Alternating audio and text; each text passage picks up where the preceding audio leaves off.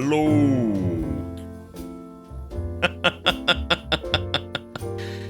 Alright, we'll just wait for this song to be over and we'll get started. So for those of you who are expecting something more, I guess, meaty, tangible, are going to be disappointed, because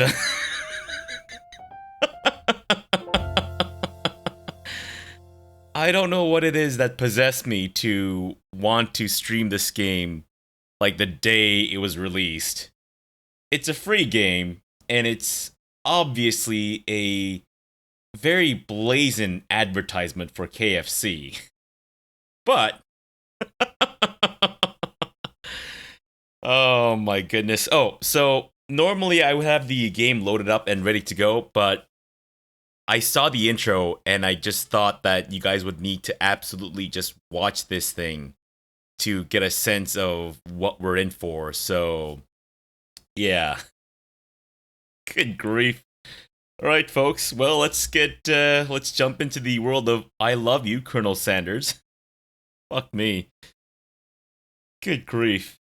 Apologies if the audio is a little off. It's a little loud for some reason, so I had to like tone it down, and I don't know if it's toned down too much or something. You're scared? You should be. Oh my god. There we go.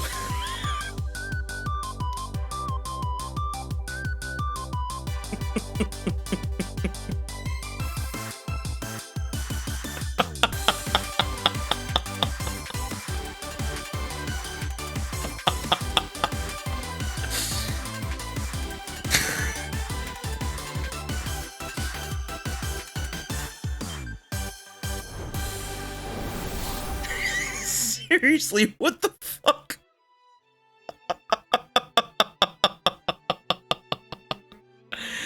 You've never even been to a KFC?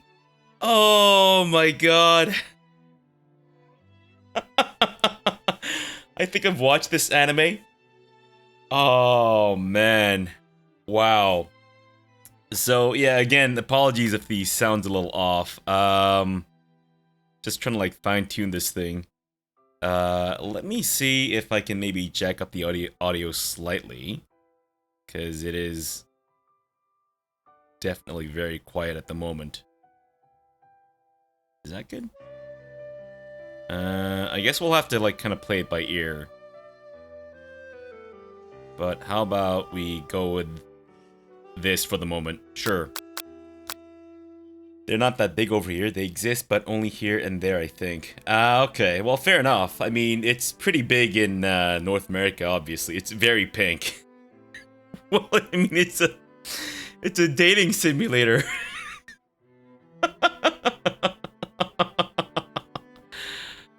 Oh my goodness. Yeah, I mean, obviously this is a giant advertisement campaign by KFC. And I don't know if I need to say it, but I'm not sponsored by KFC. I mean, there's no ties with KFC at all. But this game is the one that broke Loops' wall down on dating sims. On one dating sim. Because of how ridiculous it is. But let's get started. New game. Alright, so what's gonna be our name? I think we have to go with Fabrosi. Yeah. I think Fabrosi is a pretty sexy name. It could be a man or a woman. Or an alien. I mean, it's a pretty ambiguous name as far as names go, so let's do it. We are Fabrosi. Oh my god. Biscuits and drumsticks. Wendy's. Oh, we should have done Wendy's. He sleeps softly as the morning sun casts a warm glow through the window of your modest student apartment. Fantastic. So we've got like a, I guess, boy band of, a poster of a boy band up there or something. I want that poster. My god. Oops is a shill for the big chicken lobby confirmed. This whole thing, my whole fucking channel has just been me building up to this. Yeah, we had it all in the plans. The world is peaceful and serene. You could stay in the moment forever. Is that our alarm? That is demonic. Or you could wake up now. Your first day of culinary school is in no time to sleep in. There's no time to sleep in. Jesus. Throw the clock out the window and stay in bed forever. Yeah, throw it out.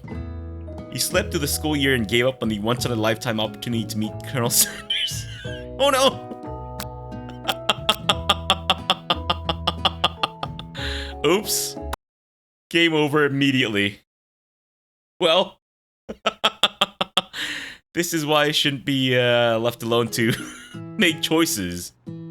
Good grief. Alright. Lying in bed, you stare at the ceiling, thinking about everything that awaits you at the prestigious University of Cooking School, Academy for Learning. And that's the stream, that's it. Game over, guys. Your mind begins to wander. Who will be there? What will you cook? What should you wear? The time begins to fly by and you find your imagination getting away from you. You'll need to take this seriously. You allow yourself to daydream a bit, thinking about the future. Why not daydream? I mean, I'm always daydreaming myself, so... It's here, finally, your first day of culinary school. So many dishes to prepare, so many students to meet.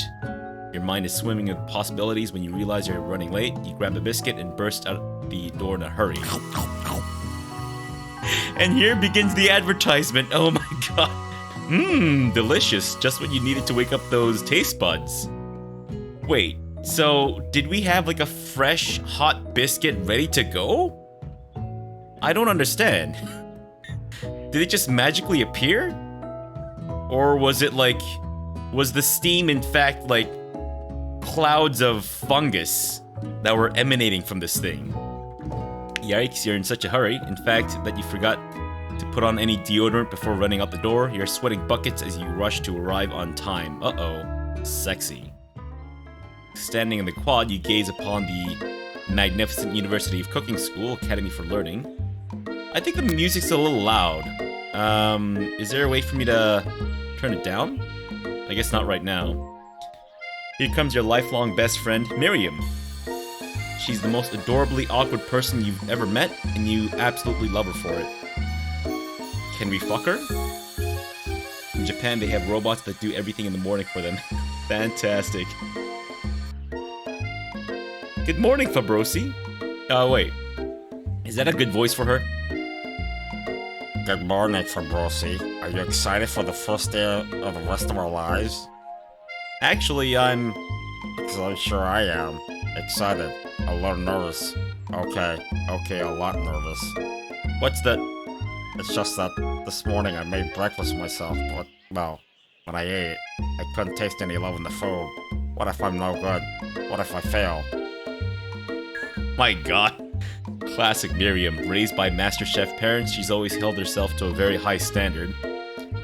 Ever since we were little babies playing together and you rescued me from that quicksand box, it's been clear to me that you're the most loving, caring person I know. You're going to do great. What in the 9 burning hells is this? Am I high? This is the future of the channel. No more CK2. It's the CK3 Alpha, Frederick. What is that pose? I think she's taking a dump. You know when you you're just walking down the street and you really need to take a dump? You do like a lunge. That way it's like optimal angle so that you don't take a dump like your shit doesn't run down your legs. And it just like kind of plops down at an angle. And your arms are out there to balance you out. But with the University of Cooking School, Academy for Learning's famous 3-day only semesters, I'm afraid I'm being left behind and never catching up. A sweet girl, Miriam has always had a flair for the dramatic. This summer she got so nervous about her first kiss that she's chipped a tooth practicing on a mannequin. Sexy. Should you pep talk her or change the subject to give her some relief? Like intestinal relief? Because she looks like she's about to shed herself. I guess we'll pep talk her. Remember last month when you saw that fortune teller and had our tarot cards read? All hail KFC. It's finally come to this. Yep. Exactly. I'm selling out. Selling out hard, Frederick. The lady with the mask who gave me nightmares, I've been trying to forget. I know she looked spooky, but she was so sweet, and she told you that you were destined for great things. Remember that card with that fancy-looking tower and that other card featuring the handsome fellow in the red suit? I've been waiting so long to meet a handsome fellow I could call my own. Well, what about me? I'm a handsome fellow slash gal. Why don't you get with me? And I'm sure you will soon. In no time we'll be graduating, and you'll be delighting the world with your heartfelt cooking in no time at all. Ah yes, she's indicating the expected size with her hand. Massive turd! Wow! Oh my god. Alright, take care, Frederick. As you tuck Miriam up, you can feel her nerves begin to ease. You know what? Maybe everything will be okay after all. And if not, at least I have these killer bangs. Are they really killer bangs? Can you believe I cut them myself? Okay, that explains it. You can definitely believe it. I cannot believe it. Before you can get another word out, you're rudely interrupted when someone smacks your books and custom engraved measuring spoons out of your hands and onto the ground. Hey. Wow, wow, hello, nurse. It's Ashley, your arch rival. She's totally evil, but you can't help but be filled with jealousy.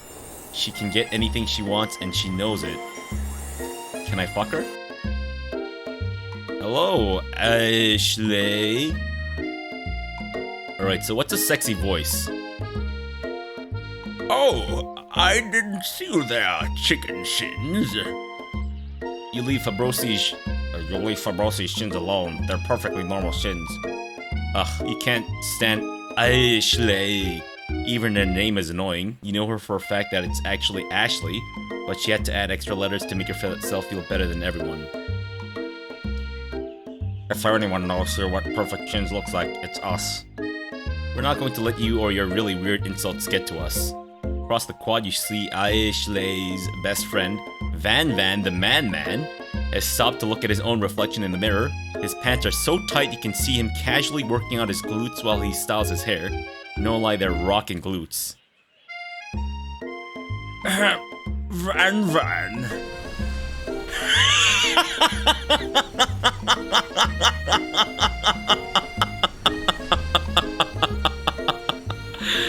Oh my god, it's JoJo!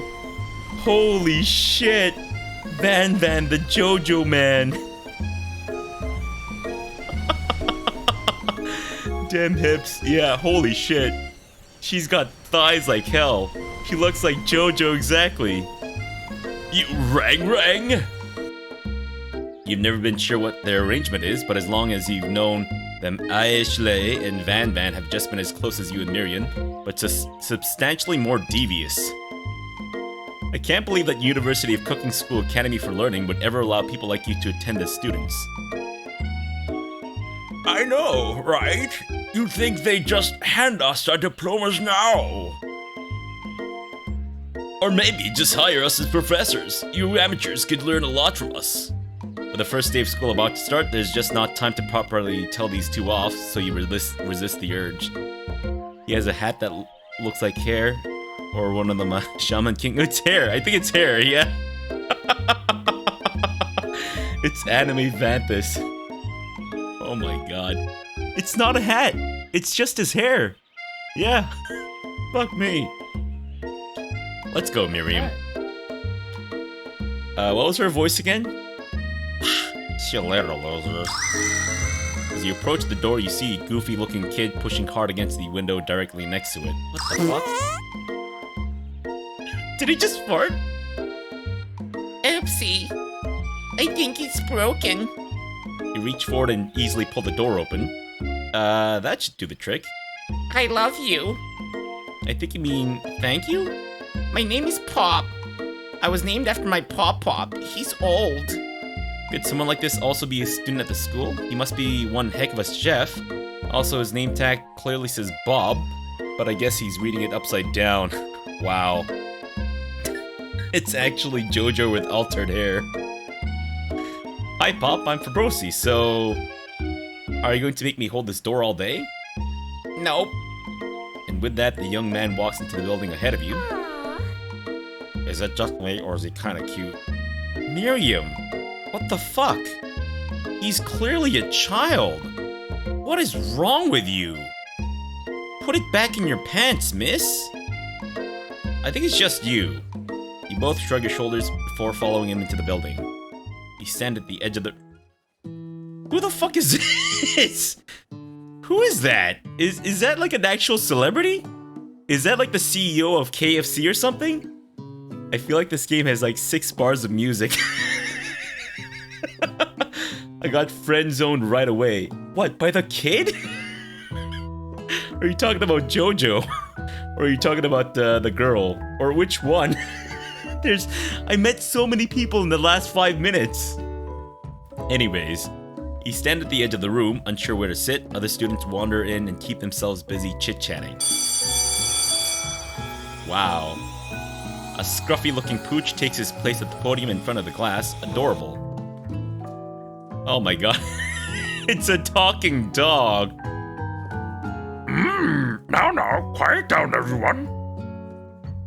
Who is this unreasonably cute pup, and why is he in our culinary class? It must be Sprinkles, head instructor and CEO of UCSAL. Please, call me Professor Dog. I may be cute and little and fluffy, but I still demand respect. Woof. Yoda? I don't know. Can't stop watching them. Wait, is that the actual CEO of KFC, Vanthus? Or are you talking about the dog being the CEO? The math on the board makes no sense. Transylvanian's actually done the math in his head. Oh my god. Ashley's thighs, they're finger looking good. I know, right? Holy shit, that girl's thick. What? A cute dog is a professor? This is the best school ever. I guess only a dog's nose is capable of picking up all the nuances of fine dining. Out of nowhere, wind begins to rush around you as a swirl of cherry blossom petals fill the air inside the classroom. I'm chilly. Someone close the window. And then... he walks in. Hello, male nurse. That's what Transylvanian's looking at amongst all this madness. He's the sane one, obviously. What good is a physics degree if you can't use it to judge bad math in KFC things? You know what? That's a very good point, Transylvanian. That's a very good point. You're immediately swept up in the aura of this new student and his remarkable goatee. Who knew anyone could be so handsome? Time stands still. It's him. If it isn't my favorite student, Harlan. Colonel Sanders interrupts Sprinkles, sorry, Professor Dog, before he can finish his sentence. What kind of voice are we expecting for Colonel Sanders here? Golden brown god appears. So, Colonel Sanders himself has been deep fried. Look how thin he is too. KFC must be super good for you. Darth Vader, obviously. Darth Vader, let me think. Darth Vader's voice. I'm drawing a blank all of a sudden. Fuck me. I've done Yoda. Try to do a Sanders voice. Gandalf? Vader would never work. Fuck. Shit.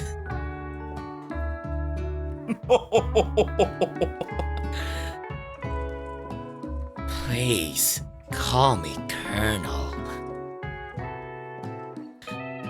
Colonel Sanders. A hushed murmur rolls through the classroom as Colonel Sanders walks down the aisle of desks. Suddenly, the room is sweltering. True, he breathes during his talking. That's tricky to pull off. Loops is terrible at anything that isn't Yoda, Jewish grandmother, or creepy weirdo. James Bond, Jewish grandmother. Gilbert Gottfried. Sweat begins to beat across your brow. You feel like everyone is looking at you, and you're not entirely wrong. And this over here must be Sweaty's Miss Sweats a lot. Maybe we should open up the window back here. Back up before faucet pits melts into a puddle and evaporates entirely. Hold on just a second. Nobody talks to my friend like that. You two both know my name. We were in the same kindergarten class, and what's with all your really weird insults? Besides, when Fabrosi sweats, it's not gross, it's beautiful. Just look at that shimmer. You turn to find Colonel Sanders standing right in front of you. Ever heard of personal space? Colonel Sanders, beautiful angel that he is, stands before you, smiling gently, his hands outstretched. Boy, howdy. Shit, now he's a Jewish grandmother. This classroom gets hotter than a Kentucky fryer. Please, you might use my handkerchief. You freeze up. Colonel Sanders is talking to you. Shane McGowan, all you have to do is down a bottle of whiskey and just shit the words out of your mouth. Romance voice, Gollum? Here's the real chat. This can't be your first interaction. What if he never forgets this moment? How will you respond? Take the handkerchief or refuse the handkerchief? Do we know if the handkerchief has touched his grundle? Cause I'll only accept the handkerchief if it has touched his grundle. And also, is it like 20 past noon? Wait, I thought this was supposed to be the morning. I mean, obviously we'll take the handkerchief, or should we play hard to get? Colonel Sanders pushes his head again up under your arm. Fabrosi-san, you taste delicious, he says as his tongue rubs against your armpit. Oh my god.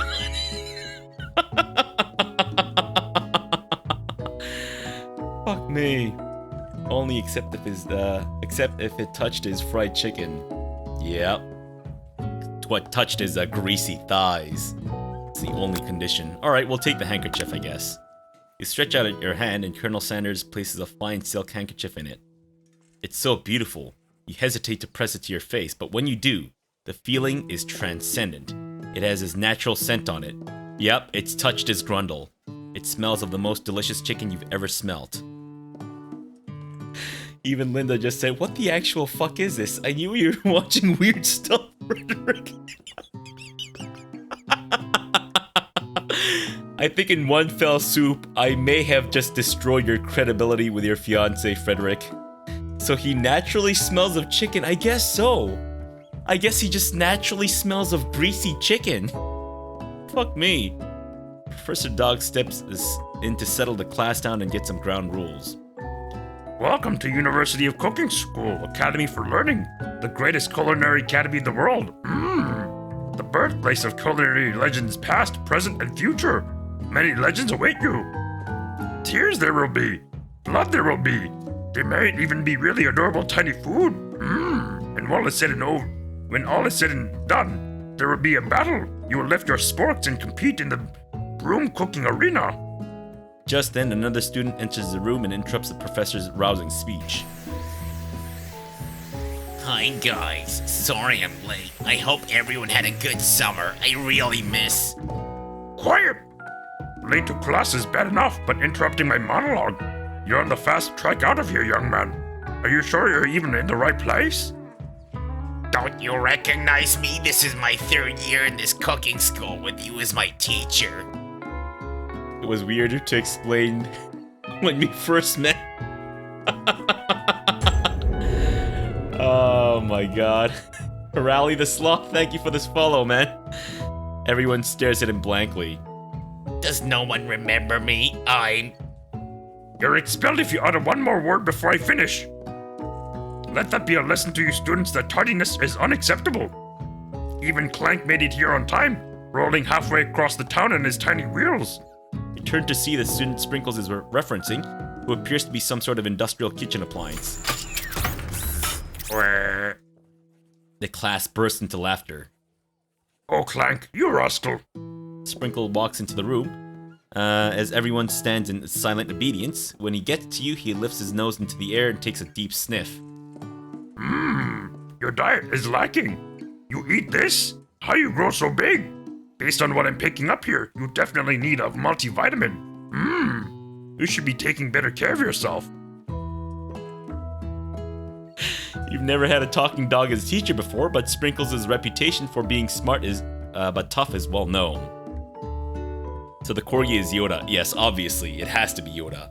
Looked like the dog was about to rock a chip in that dude's face. Probably. See, Loop's new follower, dating sims are what the people want. Apparently. You decide to try and butter him up by giving him a treat from your pocket, but what kind? Wait, are you trying to tell me that I keep a beef treat, a rubber ball, and a chicken snack in my purse, I guess? So that dog represents Korean kitchen. Clearly. Clearly, dogs want nothing but rubber balls, right? Chicken, it's KFC, it's true. I mean, that's kind of the obvious choice. Sure, I guess we'll go with the chicken snack. He's on a chicken podium. Chicken seems too obvious. You reach beneath your apron and return with a chicken. Wait, why was it beneath my apron? I'm sorry, was the chicken snack in my bra? Don't get me wrong, I mean, I've seen girls pull crazy shit out of their bras before, but really? What? Anyways, Sprinkles' eyes go wide as he locks onto it. His favorite. Well. I think there might be some competition for new start student.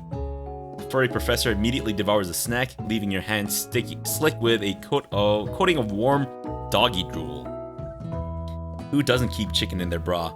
It's a good point. You know what? I think if I kept chicken snacks in my bra, then I would definitely be a lot less hungry all the time. Hell, I keep working my knife in my ass. Keep my working knife in my asshole. Fantastic. Bra holding type 2. It's perfect for the most massive gazungis. You see the other children or other students eyeing you jealously, but pay no mind to them. If they wanted to succeed in life, they should have learned the importance of carrying a range of dog treat flavors on them at all times. Settle down, young chefs. Take your seats and prepare to have your minds open to the amazing possibilities of culinary creation. It was in your belly button. Hey, Maxwell. I love how that's everyone's reaction. Like, what the fuck? Dear God, what?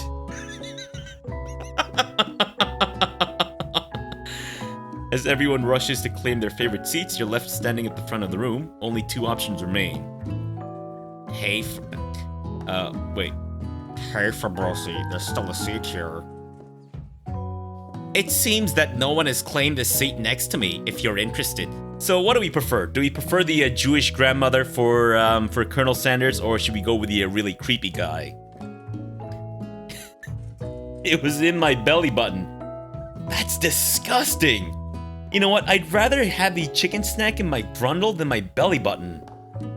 Good grief. Sit next to Jewish Sanders. Can ask the lady to keep food for you.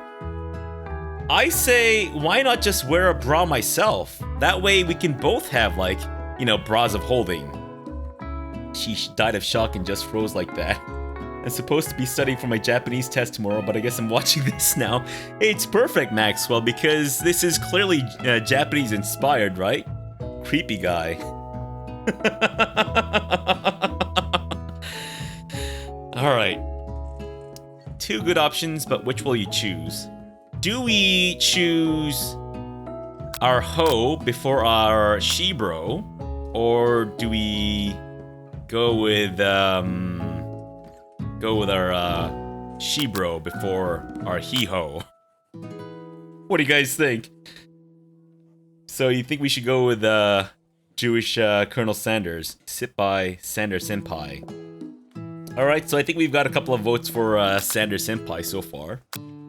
He gave you his handkerchief, get in there.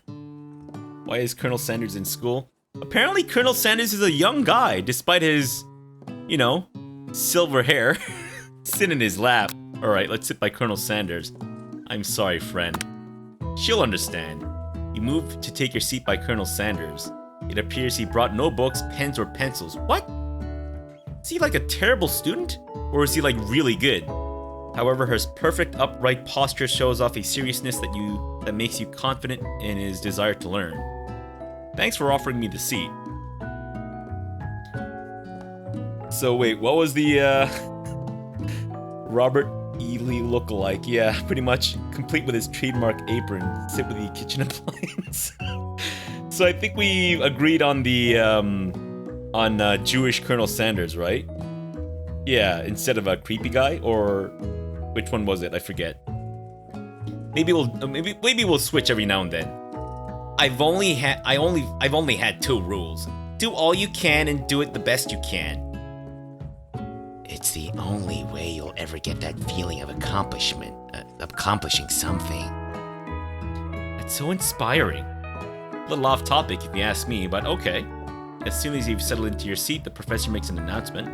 Think fast. It's time for a pop quiz. Yay, a quiz about me. This incredibly important and surprisingly short quiz will tell me if you're ready for life at culinary school. Keep your knife sharp and your focus sharper. Here comes question number 1. If a train A is traveling to point B and train B is traveling to point A, how important is it to wash your hands before cooking? Look, extremely. Looking at you, Pop. Depends. Doesn't matter at all. Clearly doesn't matter at all if we're pulling chicken snacks out of our bras and shit, right? So are we not questioning the real Sanders is 129 years old? It stands to reason. I mean, if you live off nothing but KFC, clearly that's how you become immortal, right? I have to finish watching this tomorrow instead. Good God, for once I'm glad I got work tomorrow. Alright, take it, Rick. Alright, so I think obviously the answer is that it's extremely important. This game is even worse than expected. That's right. Forest is to tree as chicken is to... Feather? Night vision goggles, a slam dunk. Forest is to tree as chicken is to... I'd say a slam dunk. I mean, if you're breaking a chicken down into its individual parts, then it's not a feather. Doesn't have any Wincest yet. We'll get there. We'll get some Wincest going, of course. It'll turn out that Colonel Sanders is my father or something, or my brother. Could be. Supposedly around the same age. This makes no sense. I'm gonna go with a slam dunk. That's wrong. What? What is the most efficient eating utensil ever created? Comically oversized fork, a meat tenderizer, or a spork. It's obviously meat tenderizer, right? Like, you guys, you do eat with meat tenderizers, don't you? Just smash your food into bits, and then just, like, snort it up like cocaine? Or is that not how normal people eat? Praise the spork. Wait, was the spork invented by KFC? This isn't like the first time that they've mentioned the spork. So it kind of makes me wonder if perhaps someone at KFC actually invented the spork or something. I guess it's the spork though. Alright, I don't want to have too many wrong answers. Okay, so he's holding a spatula in his mouth, not a spork. That's right. What food is best for a broken heart? Anything as long as it is prepared with love and not too much salt. Camel meat, which my dad has actually eaten, I think. Pancake that looks like a silly face. Clearly camel meat. No? I mean, what do you guys eat when you have a broken heart? I definitely just chow down on a raw camel, like live camel. Reggie approves of pancakes. Anything as long as it's prepared with love and not too much salt. Are they trying to say that KFC is not salty? Because KFC is salty as fuck. I like it though.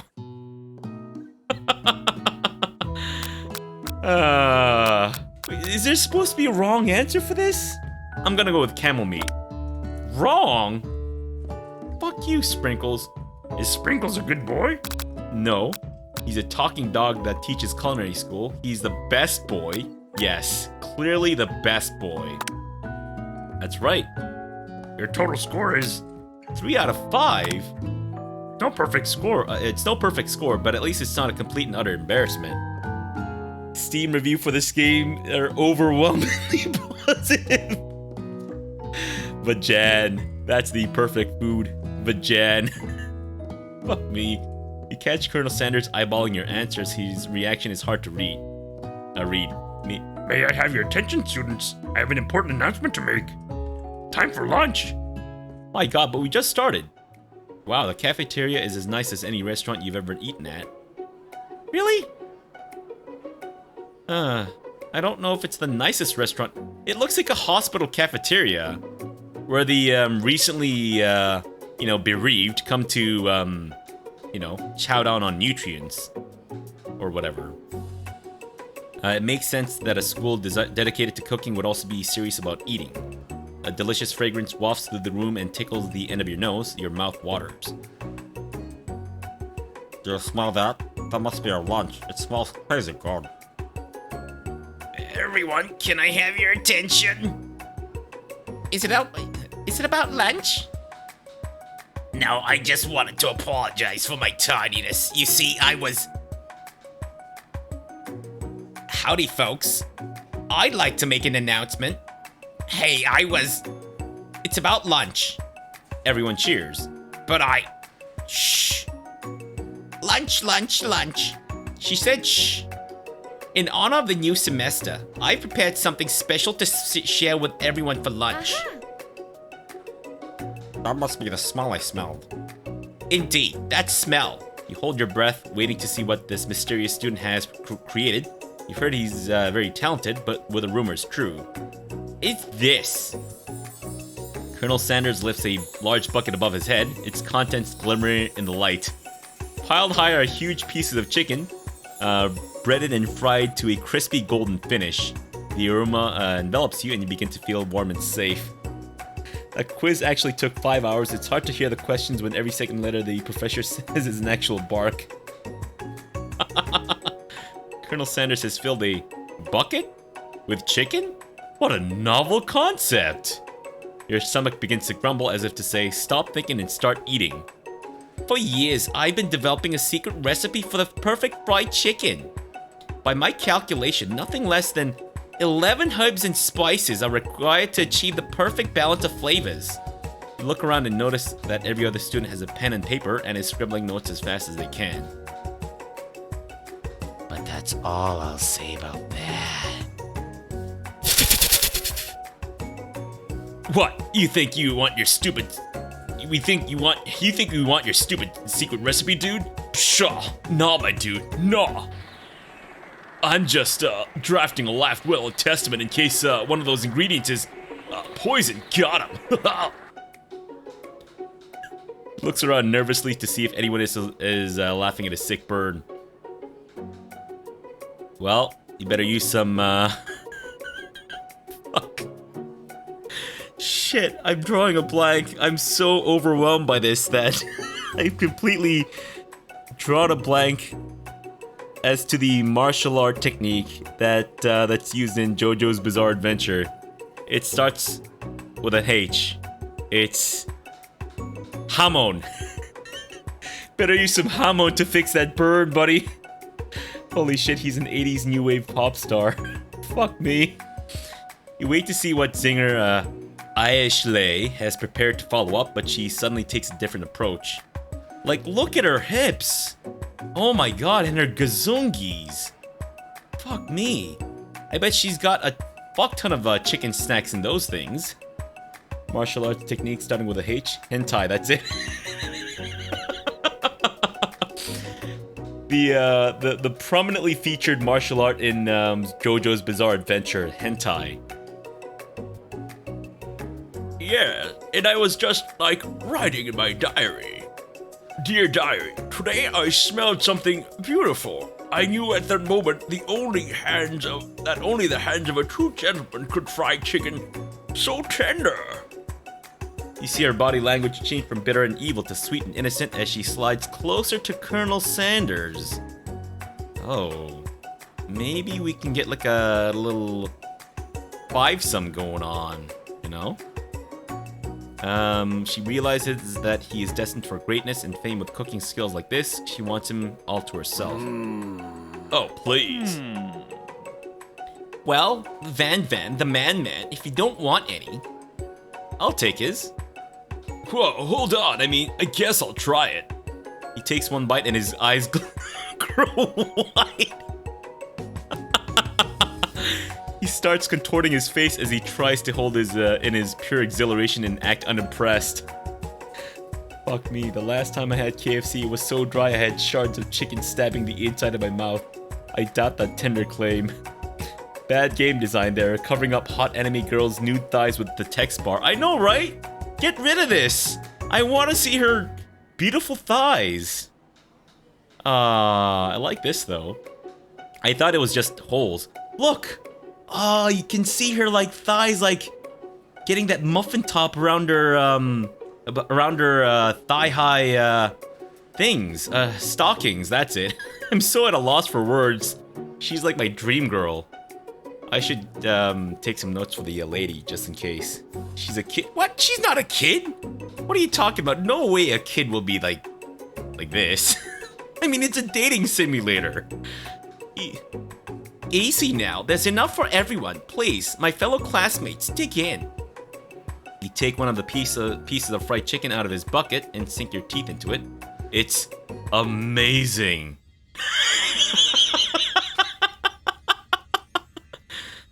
Tasting Colonel Sanders's food transports you to another dimension. Alone with your taste buds, gripping a drumstick in your hand, you float wastelessly. Focus your mind and meditate on this moment. Try to identify every flavor. Savor the moment and everything that it tells you about Colonel Sanders' culinary heart. Swim toward the light. A 5-some? You, Colonel, Ashley, a 10-piece bucket, and a side of mashed potatoes. Exactly. Mediocre knows exactly what I'm talking about. I suppose Pop is also an adult of legal age too. He's got the Benjamin Button disease. It's an anime kid. They all have either huge boobs or none. Ah, yeah, you're right, actually. Shit. Is it gonna end our run if I swim towards the light? Is that gonna be it? Game over? You just died? Reminds me of the KFC romance novels. I'm sorry, what? Are you being serious, The Last Larry? There's KFC romance novels? No way. So you're trying to tell me that this isn't their first foray into bizarre, what is essentially guerrilla marketing? Really? Wow. Damn, I'm impressed. I am impressed. Holy crap. This is based on a true story. Of course. Of course. You know what? Let's savor the moment. The flavors in your mouth are beautiful, pure, heavenly. What a guy. What, is he Ace Rimmer all of a sudden? Lifetime channel movie. Fuck me. What a guy. Ace Rimmer, exactly. Alone with the flavors, you feel something that can only be described as love. For a man, or a flavor, are they the same? After tasting his food, you try to get some one-on-one time with Colonel Sanders. You approach Colonel Sanders. Colonel Sanders smiles ever so softly as you approach. He stops what he's doing and allows you to break the silence. Colonel, sorry, that's me. Colonel, I wonder if I could talk with you for a second. Anything for a fellow chef. What exactly was on the chicken? How bold to come out and ask. It's an idea I had for a new combination of flavors that will make me my fortune and establish my legacy for all time as I open up a chain of highly successful fried chicken restaurants. No big deal. Wait, has he always had this pimp cane? That stick. My god, who writes that? The PR team for KFC. That's what. I swear the theme song for this game needs to be Running with Chicken by Garfunkel and Oates. Fucking perfect. It's just you and me here talking. I can keep a secret. In fact, I've got some of my own that I'd be willing to trade. What's the rush? The semester is only getting started. We've got 2 more whole days to get to know each other. Wow, he looks kind of angry. He's clearly not going to give it up easily, but it doesn't hurt to be persistent. You know what they say about secrets, Colonel? Shouldn't learning be fun? You've got moxie. I'll give you that.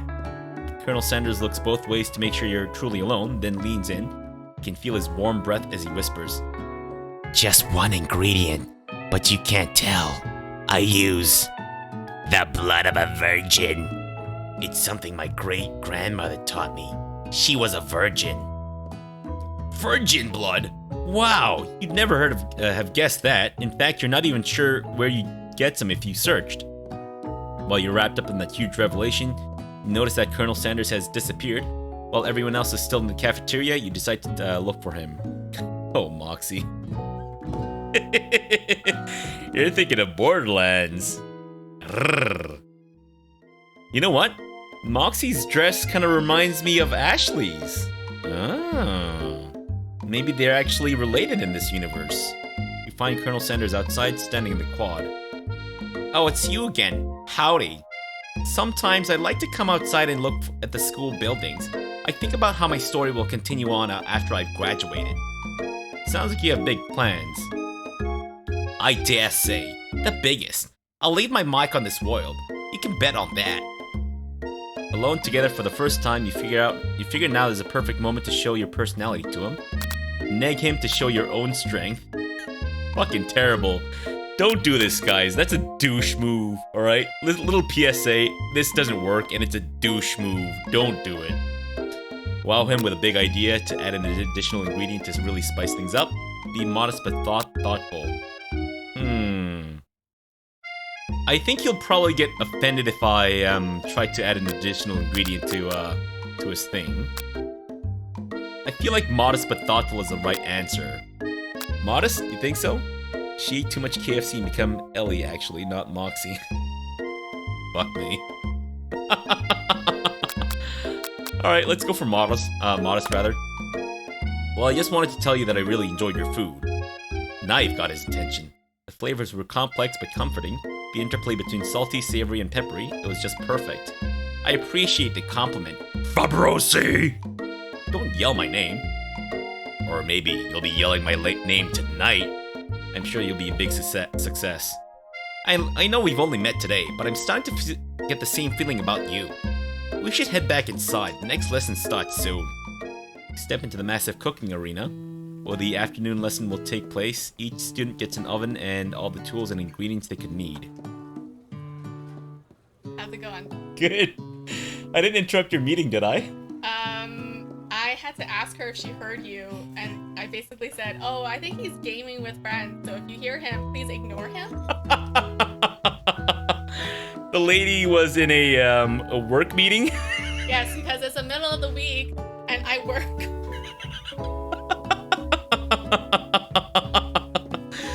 Fabrosi, this is how I will yell your name when I make you climax with my salty chicken stick. Fucking perfect. Pick the right game for that. Exactly. Oh my god. Look at this place. It's magnificent. Finally, we get to show our stuff. Wait a second. Oh no, you have to show our stuff. What if I totally blow it? You're not going to blow anything. Or are you? Except maybe kisses to the crowd of fans you're going to earn with your signature adorable tiny food creations. Welcome, students, to the cooking arena. For today's lesson, we'll be cooking with partners. Hurry up and pair off. And Miriam is taking a dump again. Naturally, Miriam looks over at you, but unable to control yourself, you pounce on Colonel Sanders. Oh, I made my girlfriend cry. Oh no, Fabrosi will later tonight. Hey Colonel, would you like to tackle this lesson as a team? As a team of two, that is. Me and you, if that wasn't clear. Want to be my partner? Aww. Sure, Fabrosi. I'll prepare our station. Without you as a partner, Miriam is left standing all alone. Two different students quickly take notice. Hello, new partner. Beep. Boop.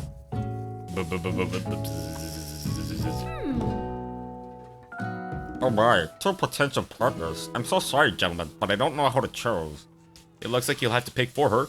Friend duties can be a little awkward, but that's the price you pay for not being alone forever. Who do you want to be Miriam's partner? Obviously the fucking robot. Let's be honest, we would all tackle the Colonel. He's a handsome dude. I mean, maybe not so much in real life. I don't know what he looked like when he was younger. Sorry, Pop, but I think Miriam will be partnering with Clank today. It's okay, I already ate. It's not entirely clear if Pop has any idea what the point of school even is at this juncture. Clank is clearly excited to have some attention. He heats up and begins to roll back and forth. Warp, warp, warp. Hold on there, fella. We don't even know the assignment yet. Technically, Clank might not have a face, but there's something charming and earnest about him. Tissue, I hardly know you. Clank judders and a panel shakes loose. You get the impression that this is a sign of affection. Whoa! Well, I mean, if Clank's got a vibrate function, then, oh my god, Vanthus had the same fucking thought. He's going to vibrate mode for her. Oh, fucking... Looks like you two will be fine. Now it's time to focus on your own cooking classwork. Alright, you two. For today's lesson, we're going to keep it simple. Pick a basic dish and divide up the steps. No chef is an island. It takes 2 flint to make a fire. You get the idea. Which dish do you suggest to your partner, Colonel Sanders? Steak tartare seems easy enough. It's fancy and you don't even need to cook it. Using octopus will blow the Colonel's mind. Your grandmother's mashed potato and gravy. What do you guys think? I mean, I think the obvious answer is the potatoes and gravy, right? Because that's their signature, you know, side dish or whatever. But, maybe, I mean, I do like octopus. I mean, as animals. And I guess as food, too. Or should we go with steak tartare? Octopus for the Cthulhu tentacle porn. Grandmother, wholesome things please him, they arouse him. I'm tempted to try octopus, but I'm kind of scared that we might not end up with the Colonel. Well, I mean, if we can still bang Ashley, then I'd say that's a success of our run. Give him your mashed potatoes. You know what? Let's try the octopus just to see what happens. I was thinking about trying something exotic, maybe a dish that incorporates octopus in some way. I'm more of a down-home type of chef myself. What about something that, go with me here, walks on land? Actually, there are certain species of octopus that do leave the water. For instance, have you heard of the Abdopus aculeatus? It leaves the water to hunt for crab. An octopus that walks upright and hunts crab? Now I've heard everything. The world is truly a marvelous place, isn't it? The octopus, crab. It sounds like you're describing one of my signature dishes. Are you trying to steal my thunder? Boys. What's with all the hostility? Has this competition been moved up to today? How dare you try and muscle into my culinary territory? Nobody better touch a cephalopod without going through me first.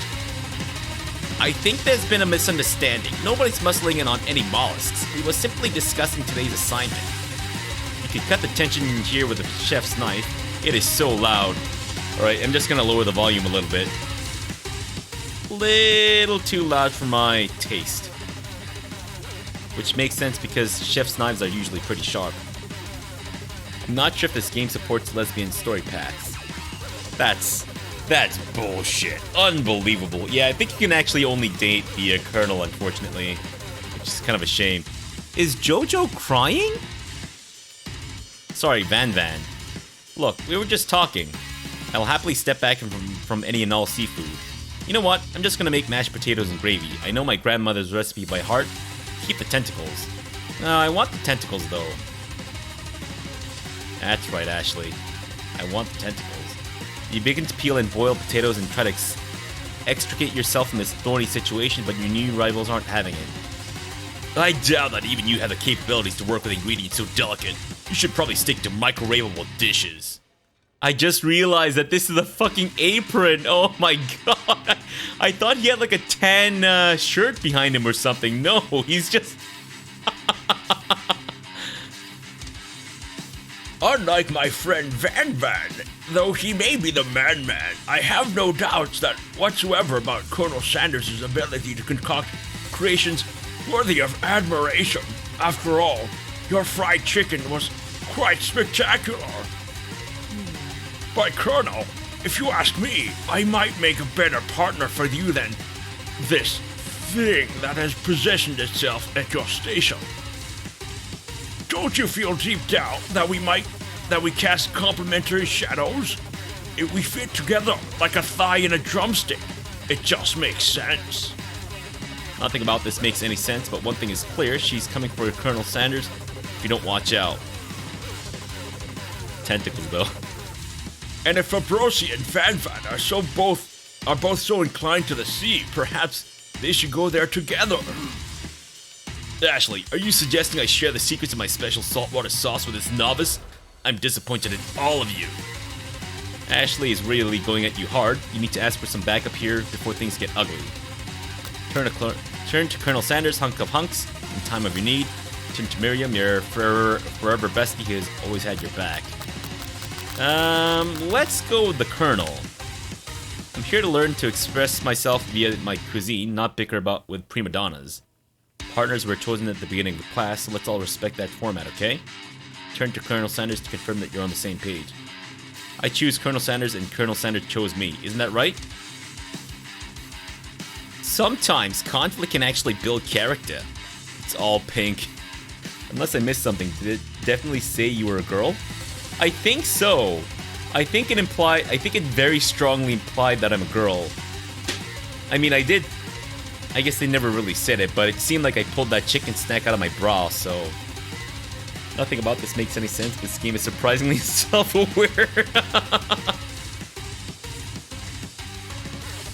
I wouldn't want you to shy away from a bit of healthy competition with a PS Fabrosi. Wow, is he just not that into you? You think a gentleman would defend you in a situation like this? Did you do something to defend him at some point? Look for sprinkles in hopes that he might step in, but he's nowhere to be found. Darn those cute corgis and their short but sturdy stature. You look down at your station and realize that, in the tension of the moment, your hands have been cooking on autopilot. Distracted by the drama, you've already crushed the boiled potatoes into a perfectly creamy mashed texture, with plenty of butter and cream for flavor. It's as if your natural passion guided you through the steps you know so well while your attention was elsewhere. What the fuck is this? This is clearly Mordheim, City of the Damned. I know just what to do. Colonel Sanders extends his hand. He's holding a beautiful white porcelain gravy boat out of which pours a smooth brown gravy, smothering your nearly finished potato dish. Gravy flows down the mound of mashed potatoes. The results look spectacular. Granny would be very proud.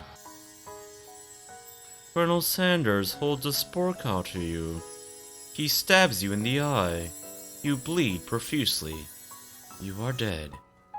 Look at her skirt. Her thigh is like twice as thick as Chun-Li's. I know, right? I'm so in love with Ashley. Holy shit, those hips, holy hell. I was driving so... I never got a good look.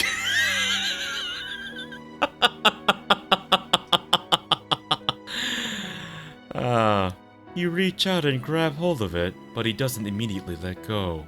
The two of you stand holding the same spork, and for that small moment, all of the madness and pressure in this crazy world stops. Your eyes lock. The moment is electric. Time stands still. In the distance, you hear someone going...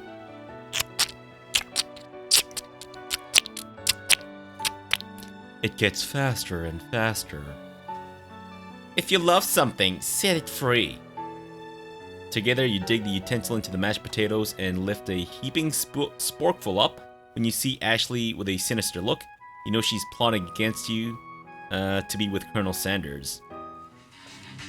And then, filled with rage and without thinking, you fling the sporkful of mashed potatoes right into Ashley's stupid, beautiful face. Well, at least they recognize that she has a beautiful face. Van, do something. Do something. Scooping up a fingerful, Van tastes the dripping mashed potatoes and gravy and realizes, wait, so he scoops it off her face? Sexy. And realizes that it's delicious. Horrified by this revelation, he slinks away. Will he ever be able to cook something with so much love and integrity? Hold on right there, Fabrosi. We do not waste food in the room cooking arena. Colonel Sanders, I expect better from you. If you throw one more spoonful. You mean sporkful? You'd both better be prepared to eat it from wherever it lands. Oh, please. Throw it onto Ashley's chest.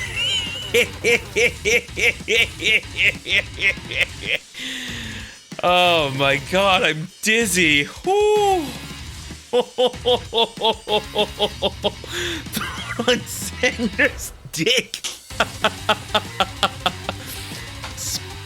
Fling a sporkful on the Colonel's asshole. How is it gonna reach there? He's fully clothed. At least Ashley has a cutout for her cleavage. Can I has potato face? Van rushes back over, a covered dish in his hand. Mashed potatoes with gravy? Pathetic. Just in a few minutes, I'll prepare a full meal. Gaze upon my specialty, braised tentacle of octopus, and my silky saltwater sauce. Plated on a battle axe blade forged by my supreme chef ancestors. My god, this is incredible. Throw it on sprinkles. You want me to lick it off sprinkles? Lick the gravy off his ball. Jesus Christ. This is incredible. This is the single most incredible thing I've ever seen. I'm kind of sad about the cilantro though, because that's garbage. You've ignored me for too long. This ends now. It is I who will have the first bite, and you will all look on me with envy. The creator of this game clearly loved Food Wars anime. I think I heard about that. The interrupting student rushes at Van and swipes a bite off his signature dish right off the plate. No, don't. Something about this dish doesn't strike my nose quite right. I think the octopus was rushed and may have turned into the process. The results could be toxic. Too late, it has been eaten. I think I left something in the oven. I don't feel so good. It killed.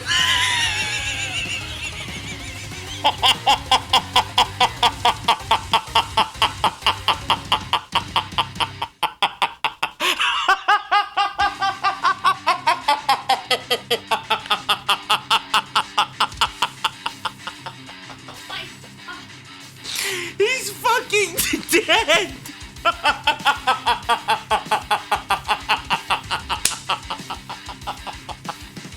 What the fuck? Oh my god! He died! What the fuck?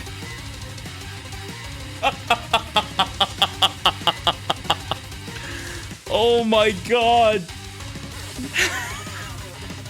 Now we have to make do with this.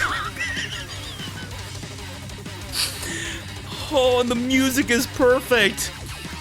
Guys, when I die, I want this music playing at my funeral. Fuck me. Oh. So is Van going away for manslaughter? Everyone step back, don't take another bite. When you look back at the plate, the rest of it's gone. You notice the tip of the tentacle being slurped into Pop's mouth. Oh god. Now child murder too. Pop winces in pain for just a moment, then is almost immediately back to his oblivious self. Oopsie. Tastes like poison. The entire class is gathered to watch Pop's final moments. Shock has frozen the whole crowd. They are as motionless as statues. The class bell rings, disrupting the moment and snapping everyone back to reality. It would appear that Pop's enthusiasm for trying new things, despite obvious danger, has inoculated him against poisons of all kinds. I'm not sure the professors here make enough money.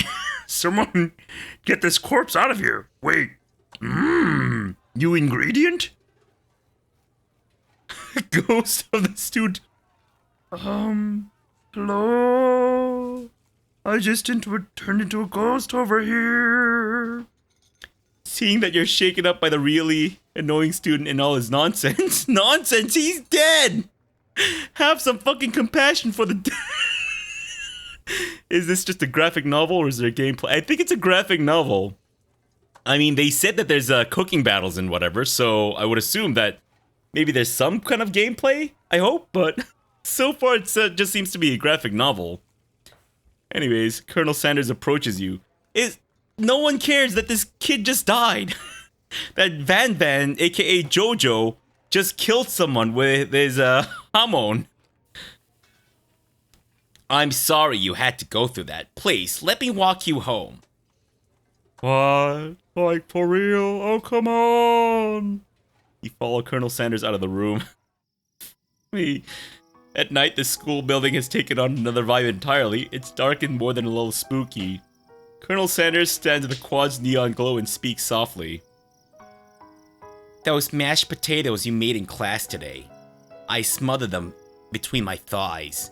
Would you care to lick them off? Yeah, fuck that guy. Student is fucking annoying. It's because it's fucking haunted with untold dead students.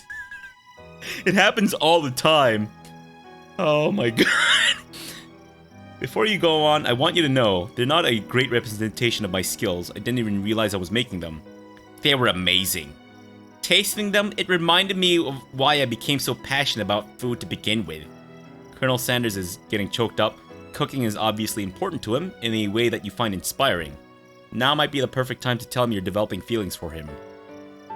Colonel Sanders? Yes? Fabrosi! There's something I need to tell you. Hold it right there! Look, the police are coming after me. Something about manslaughter or poisoning someone, but don't listen to them. There's something I need to tell you first. Oh, jeez. You see, when I was just a boy, I had a dream that one day I would be the greatest chef in the world has ever seen.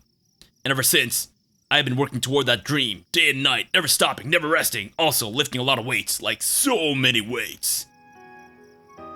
We should follow our dreams with all our hearts, that our souls may grant them like wishes floating on a shooting star. I think I've just devolved into a Bostonian accent. Let's go to the car park. Hey, no, you! Shut up! I'm the one here to say something, say inspirational stuff and to be the star of the story. Are we forgetting that your cooking literally killed the guy? Guy should be a waiter. Smother Van between those thighs. Fabrosi! You can't prove that! That's such a fucking JoJo pose. I love it. I also saw that you killed that guy. What was his name?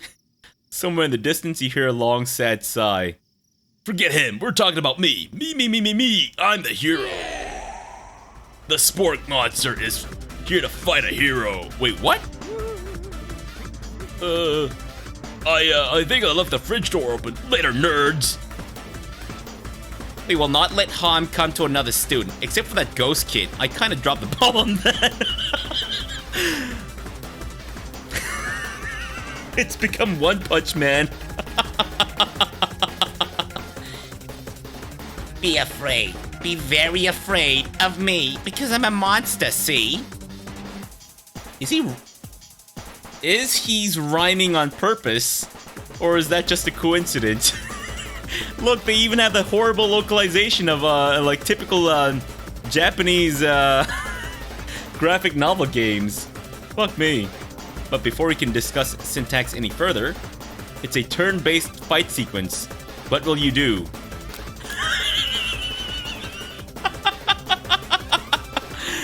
There you go, Vox 3. Here's the gameplay that we've all been looking for. Fuck me. Clearly, the only thing to do is to attack. You decide to go on the attack. Which attack will you use? Cook with love. I was kind of hoping there would be a C there. Cock with love. Cook with love does 1 damage. It just got real. That attack really upsets Spork Monster. Spork Monster goes in the attack. They spit hot gravy at you. Oh god! You take 1 damage. Defend loops, it's too powerful. Alright, I'll try defending. You decide to defend. Which defense will you use? Trepidation. How about trepanation? Where we cut a hole into our skull and bleed our brain juice out. You continue to stay back and endure whatever comes your way. Seems like a pretty weird strategy, but okay, you do you. Spork Monster focuses their mashed mind and draws in energy from Mother Earth itself. They grow larger and more intimidating. How will you respond? I think we have to attack. You decide to go on the attack. Which attack will you use? Cook with love. 1 damage. Spork Monster is no quitter. Buffed up and ready to rumble. They go in the attack once again. Spork Monster used Utilitensile. You take 2 damage from the attack. If you take more damage, you're not going to survive the battle. What the fuck is like Colonel Sanders doing? Save me, Sanders! You sexy bitch. You decide to defend. Let's buff up. No one can control this much buffness. You start to feel bloated and, quite frankly, a little gassy. You better attack soon or you're likely to explode. You decide to go on the attack. Chow down. Fuck yeah. 10 out of 10. Chow down does 2 damage. A powerful blow. Spork Monster is oozing cheese sauce onto the lawn of the quad. I wonder who is going to have to clean that up. What about the dead body of that other student? What about that one? Aren't we cleaning that up? And also, that sounds delicious. Feeling vulnerable, Spork Monster prepares for its ultimate attack, Rounded Edge. Vile villain, your reign of terror stops here. Colonel Sanders summons the energy of 1,000 chickens. Pot Pie Power Pinch! Pot Pie Powered Pinch does 10 damage. Spork's monster is defeated. You saved me. An injured Spork Monster spews steam into the night. Forget mercy. Finish him. Spare this wretched beast. Let's finish him. No student will ever walk the quad in fear again. This monster messed with the wrong chef. Attack. You ready your final attack? You'll never survive my student debt loan destruction. Aw, this shit just got real. Something that only Americans can really understand, of course. Fuck me. Student loan debt destruction! Does 10 damage. Fantastic. Spork Monster is completely vaporized. Colonel Sanders looks in awe. Should have gone full Undertale and spared the enemy. Maybe you could have killed more students then. I'm sad now. I'm sorry, Larry. Fucking this game reminding us of the grim reality. You continue to surprise me, Fabrosi. The defeated monster left behind a special item. It appears at first to be a cookbook, but upon closer inspection, it's so much more. It's a book of magic spells with a golden chicken on the cover. It's the fucking Necronomicon. You open the cover and find a library card tucked inside. The last name to have signed it out is Borko. Borko. That name sounds strangely familiar. Your blood is pumping as you stand in the quiet of the night, holding the mysterious book in your hands. As you come down from your battle buzz, you realize that your final attack has left you completely depleted. The world around you begins to fade away. Necronomicon. Fucking perfect, man. Necronomicon. That's incredible. Without any energy to keep your eyes open, darkness overtakes you. Oh, Colonel, what the hell? How the hell did you know I lived here? The image of Colonel Sanders flashes before your eyes as you fall asleep. He must have helped you get home. In your tired state, you don't know if you could have made it without him. What a guy. You want to thank him, but you don't have the strength to utter a single word. You feel your covers being pulled up over you as you are tucked in tightly. Good night, my Colonel. In your dream, you're together with Colonel Sanders. For some reason, Sprinkles is also there, instructing your love. Dreams are weird. So, the dog is watching us get it on, and he's telling us how to make love to the Colonel. Did this get released today? Yeah, it did. That's why. The special stream. The ghost! The fucking ghost! You wake on day 2 and attempt to process the wild visions you had. Were they memories or premonitions? And then there was that secret ingredient that Colonel Sanders went ahead and told you outright. Not much of a secret, huh? Who would know doggy style better than Sprinkles? That's perfect. Fucking ghost. It's probably just because he already trusts you so much. Sure, that makes sense. We'll go with that. You meet up with your bestie in front of the school. Before you can tell her about the encounter with the Spork monster, she launches into a story of her own. Okay, I know this might sound a little strange, but I think I might be, I think I might be a lesbian. I'm falling for you. I think I might like Clank. Yep. She's discovered the vibrate function of the damn robot. Like him? Like? I know, it sounds like it's moving too fast, but there's something about him. I like him. Like him. We got to talking after class. He's actually sort of a totally sweet guy. Not only that, but he's really smart. Told me all kinds of stories about Colonel Sanders. Did you know that Colonel Sanders was the most popular kid in this high school? No, but that does make complete sense. Yeah, but he was so popular that he was voted prom king at the school he didn't even go to, and was also the convertible that he himself rode in at the front of the homecoming parade. I'm thinking maybe something got lost in the pressure cooking your language translation there. Either way, maybe it'd be best if you took it slow with the new boy, like I am with Colonel Sanders. You're on Colonel Sanders, the coolest guy in school, the most famous student to ever attend University of Cooking School Academy for Learning. You're a thing now? We definitely connected yesterday. Haha, sure you did. You're great. Why wouldn't he be into you, I guess? Laughing at the implication that you and Colonel Sanders might be a thing is definitely not cool. You are great. You have an idea about how to prove that your love is real. Well, if he's not into me, why did he tell me one of his secret ingredients? Your bestie's eyes light up. Secret ingredient? Yeah, I just said that. A secret ingredient. Is there a dramatic echo in here? Miriam checks to make sure you're alone before continuing. Take it slow after only one day. So this summer, while I was on vacation with my family, a lovely man approached me in the botanical garden when I was wandering. This can't be good. Told me about his passion for spices. Sacred spices. The man even gave me some to show me what he meant.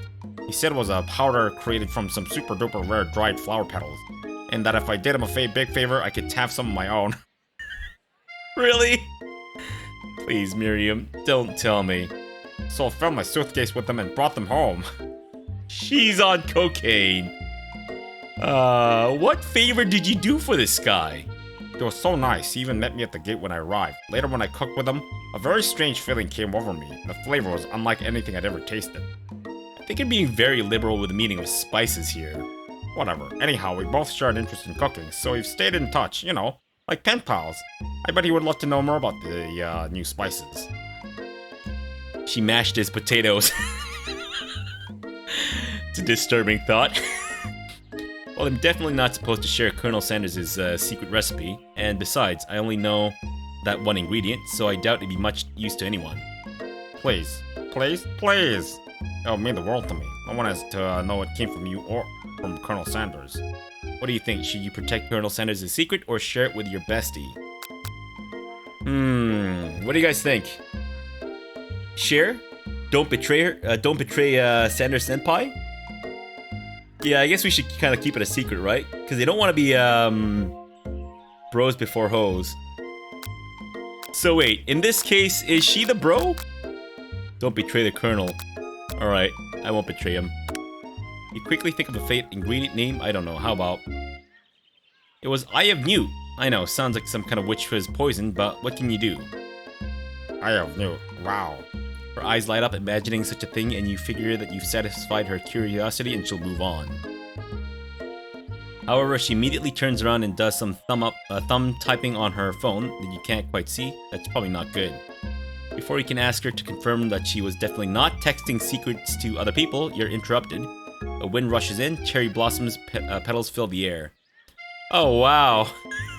It's actually some fairly decent graphics there. It's Colonel Sanders. He's arriving at school. Fuck me. Stand back and admire his majestic glory. Run to him. Oh god, she's gonna try to recreate it and fail miserably. Yeah, I think she's gonna be a ghost. Let's run to him. You decide that the best way to show Miriam how serious you and Colonel Sanders are would be to run to him. Surely he'll sweep you up on the back of his stallion and you'll ride away together. That'll show her good. Oh, Colonel, my Colonel. However, your sudden movement surprises the horse and it rears up, kicking you directly in the face. We're dead. The force of the blow completely knocks you out cold.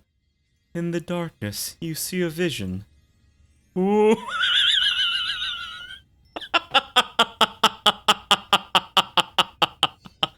Oh, Abrosi, I'm here to deliver you a message.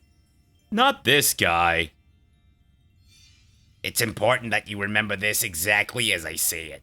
If you forget, the world could end, so you know it's serious. I've been trapped in a realm beyond, but a great prophecy relies on my return. Only you can save me. All you need to do is repeat my name 3 times, and that name is... Before he can continue, he's suddenly awake.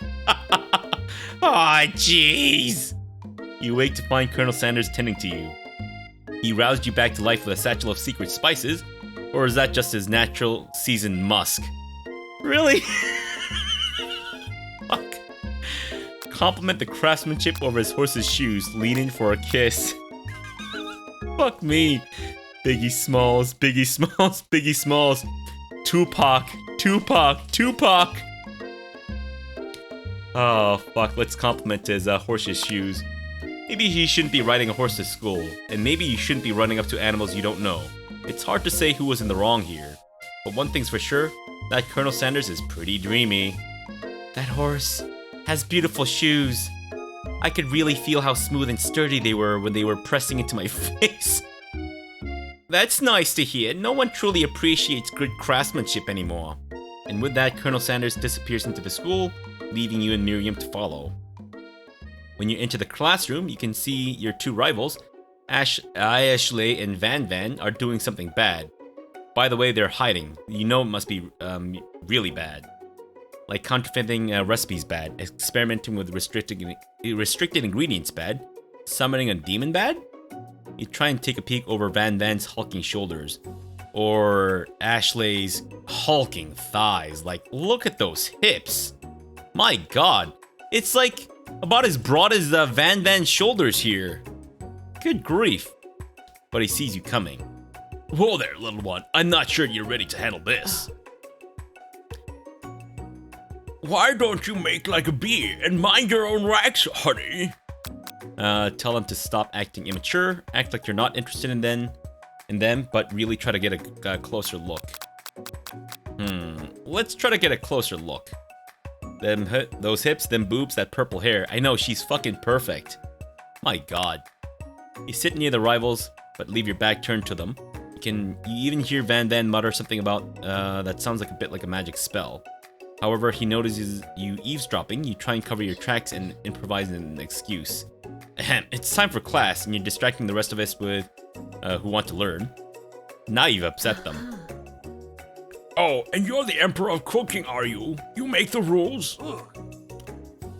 I'm not sure you'd know a good meal if it ate you. She's actually a young Jessie from Team Rocket. It's perfect. Being the best chef in the world takes more than just culinary skills. It takes creativity. It takes panache. And it doesn't hurt to use a little evil. Finally get a look at what they were hiding, you instantly recognize it. It's a book just like the one you found after your encounter with the spork monster. That's the same book I found last night in the quad. Ashley immediately elbows Van Van, who hides the book behind his desk.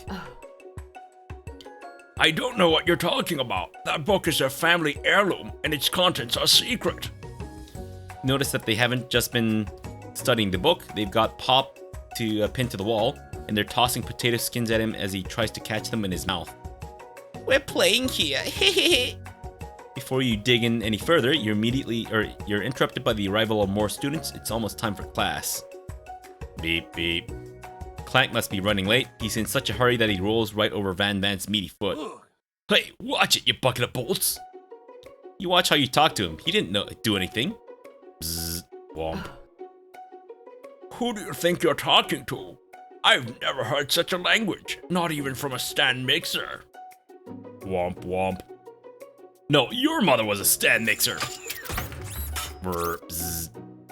Van Van jumps to attack Clank, but Clank shocks Van Van, sending him flying across the room. Wow, wow, wee wah.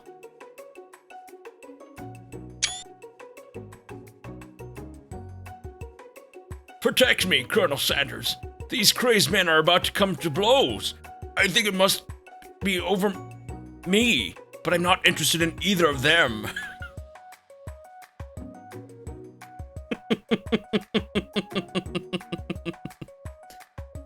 Aishley's tone has completely changed in an instant. She bats her eyelashes at Colonel Sanders. Surely he must know that this is a ruse, right? Do you need to be alone with that screenshot for a minute? Don't worry, I have time afterwards. Okay. Gentlemen, get a hold of yourselves. Save it for the arena, at least, or don't. Honestly, what do I care? I've got lofty career aspirations to focus on. That sounds like a bit of a douchey thing to say. Maybe I can help you with your business plan. Yes, Batman. Just then, Sprinkles arrives to signal the true start of the class day. He's panting, which doesn't seem that abnormal. He's a professor, but he's also a dog. Students, please take your seats. I apologize for my late arrival. I spent the morning chasing a car all around town, and my tiny legs are very, very tired. But I'm here now, and I hope you're ready to learn. Rub his furry dog belly. He loves it. Sprinkles stops in his tracks and sniffs the air around you. Something has him in a trance. It's the scent left on you from Colonel Sanders. Sprinkles jumps on you and licks your face. Whoa, okay. Inappropriate student-teacher relationship.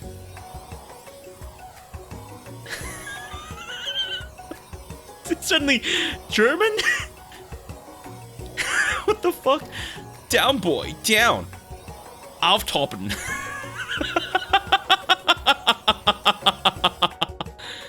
That command shouted by Colonel Sanders has snapped Sprinkles out of his trance. I wonder what's up with that.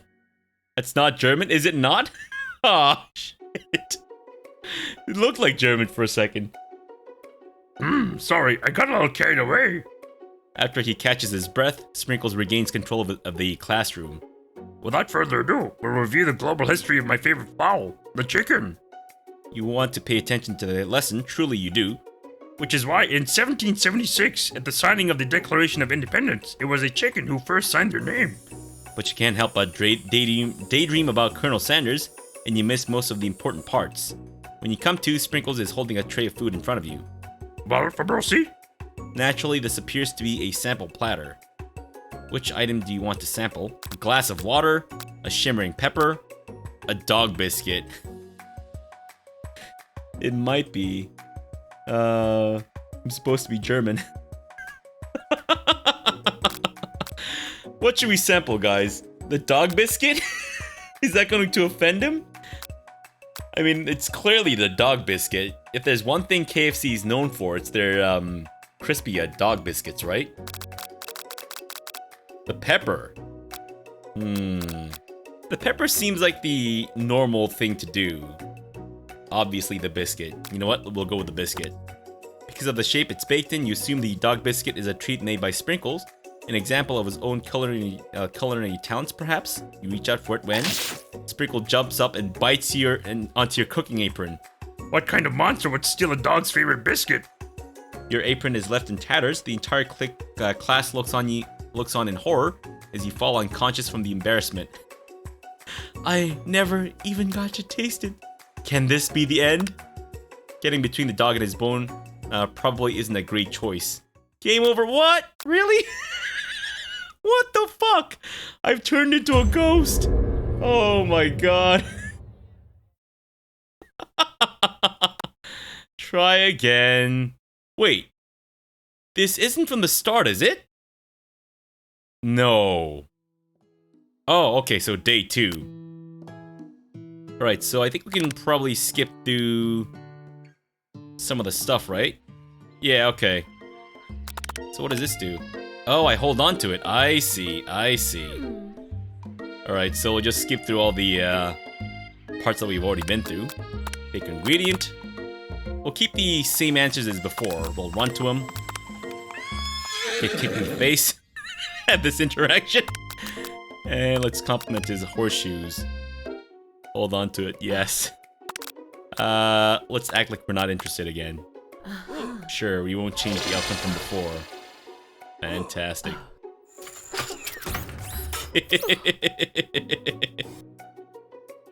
And I guess this is where we come. Yep. I guess it's the shimmering pepper.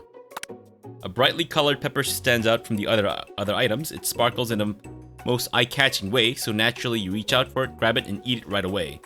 However, your body is not prepared for the heat. The pepper has triggered an intense spice hallucination. It feels like forever, as though you tripped through the universe. My god.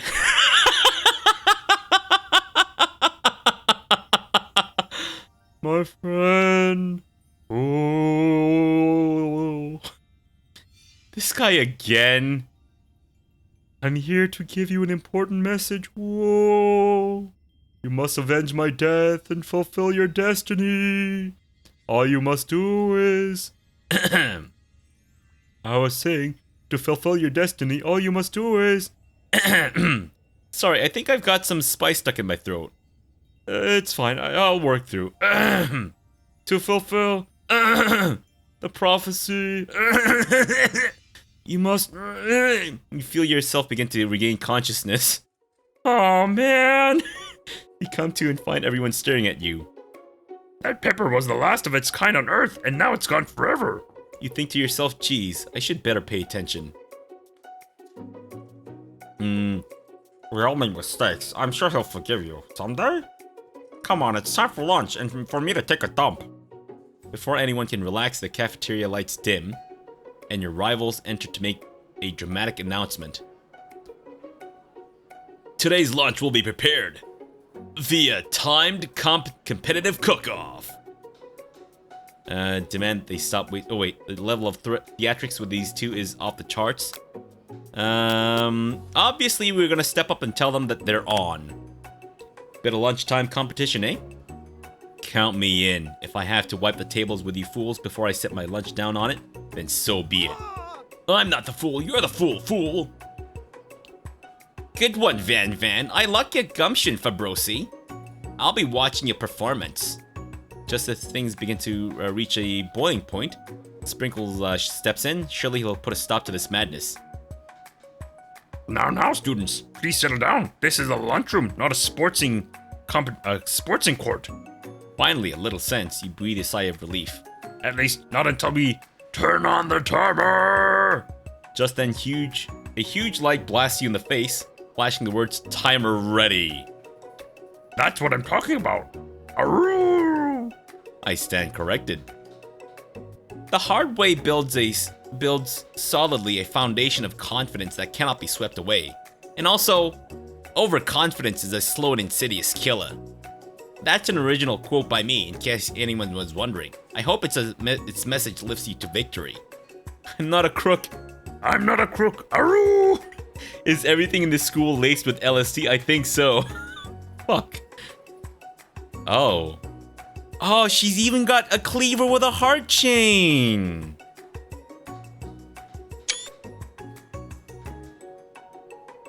Like a diamond, I was formed under pressure, and now is my chance to shine. I will defeat you myself. You had this chicken and you made mashed potatoes and gravy on day 1, and you're feeling like you can really impress him again here. It's time to boil some water for the potatoes. Wait, I can't boil water. Not that good. Think fast, if the timer runs down, you'll be forced to pick randomly. What temperature does water boil at? It always boils 100 seconds after you turn the heater on. That's right, but how would you have even gotten into this school without knowing that? Winner gets to rub my furry belly. You know what? That actually is a good reward. Let that enticing offer motivate you. You won't. You're going to need to season this chicken before you cook it. You don't know Colonel Sanders' recipe exactly, but you have an idea. How many herbs and spices did he say he used? 11. Hey, disgruntled panda. Wow, Celsius degrees in an American game. I know, right? It's crazy. That's right. You might not know all of the ingredients yet, but at least you're headed in the right direction. Tail wagging intensifies. Now that you've gotten some basic steps going, it's time to elevate your craft. What state of mind does offers the most flavor? Fuck, what? Gratitude. Oh no, it's wrong. I'm begging you to get it together. Get it? I'm a dog. It's never the wrong time for some dog jokes. What? What kind of question is that? Your classmates are rooting for you, but Ayeshle is simply stronger and faster than you. You better pick up the pace if you want to survive. When you were a child, your father told you to never forget where you came from. Obviously his testicles, right? And my mother's ovary? Every day you meditate on his advice and draw energy from that place. So I'm drawing energy from my dad's ball sack. Fair enough. Now would be a great time to harness that energy. Oh, sure, I just kind of guessed. That's right, this is your shot and you're not going to miss it. Aroo! The mailman's testicles, actually. Well, still my father's testicles, then. You try and shut up the noise of the arena and focus on your cooking. What is the sound of success? Sizzling. That's wrong, what? Don't make me get the spray bottle. Next question. Notice Colonel Sanders out of the corner of your eye. I believe in you, Faprosi. He's actually cheering you on, which would be awesome, except knowing he's watching you makes you totally forget what you were doing. Now all you can think of is Colonel Sanders. How many spoonfuls of gravy? What? Fuck! Shit! You think you were stranded on a desert island with only one dessert cookbook? What do you take? What a hunk. I know, right? You know what? Shouldn't you be focused on the challenge? You're falling behind. Shit, I don't think there's a right answer to this. What does that have to do with crafting spectacular fried chicken and delicate baked biscuits? So you're imagining Sanders as balls. Obviously. I pressed 7? Shit. Woof woof. You're really struggling to keep up. At the next station over, Ashley has already begun plating elements of her dish. It's colorful and complex. To make up time, you toss your biscuit dough into a stand mixer. As you do, the crowd gasps. Yards. Bzzz. I know you love nothing more than seeing a fellow appliance utilized in a kitchen battle, but sometimes that means sacrificing the personal touch. Might not have any hands, but Farosi does, and a good chef needs to be touching the dough and to know when it's properly mixed. There's an easy way and a hard way. You don't get far by going the easy way. When you hear everyone talking, you realize how serious your error was. You immediately shove your hand into the mixer to rescue your dough before it's overmixed. Farosi, no! But you're not fast enough and your hand gets stuck. It's immediately crushed by the quickly snapping beaters. There's no way you'll be able to use that hand for the rest of the match. Oh my god. Colonel Sanders shakes his head in shame. Oh, good grief. What you often find is that the easy way can turn out much, much more difficult. F. Everyone stop what you're doing right now. The battle is over. Ah, I think this is like the clearest view of her thighs we've ever had so far. That's another one for the library. It can't be. I was so close to finishing my dish. Sweetheart, look at your hand. You simply can't go on. Oh, that's too bad. And here I am with a completed dish ready to serve. Surely that makes me the winner by default. No, it wouldn't be fair to compare the two on account of Fabrosi's injury. You see Sprinkles begin to lick his doggy chops as he locks onto the dish. But I suppose you should at least tell us what you prepared. Well, because I'm the sweetest, I skipped straight to dessert. Under this white chocolate dome, you'll find a wide array of delights, taking you on a journey of flavor. Tastes good and tells a story of excellence. That is her boob. That is unequivocally her boob, which has apparently 3 nipples and some kind of clover leaf or whatever on top, I guess. And that's her butt. And that's the drizzle of poop. Fuck.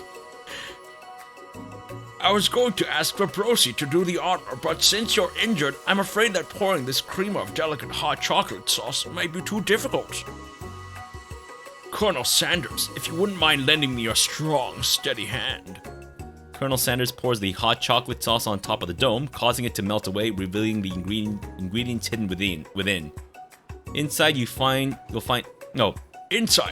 a delicate fried cheese croquette atop a slice of honeycomb, ice cream 2 ways, tender nougat, and pearls of blueberry gillet or something, I don't know.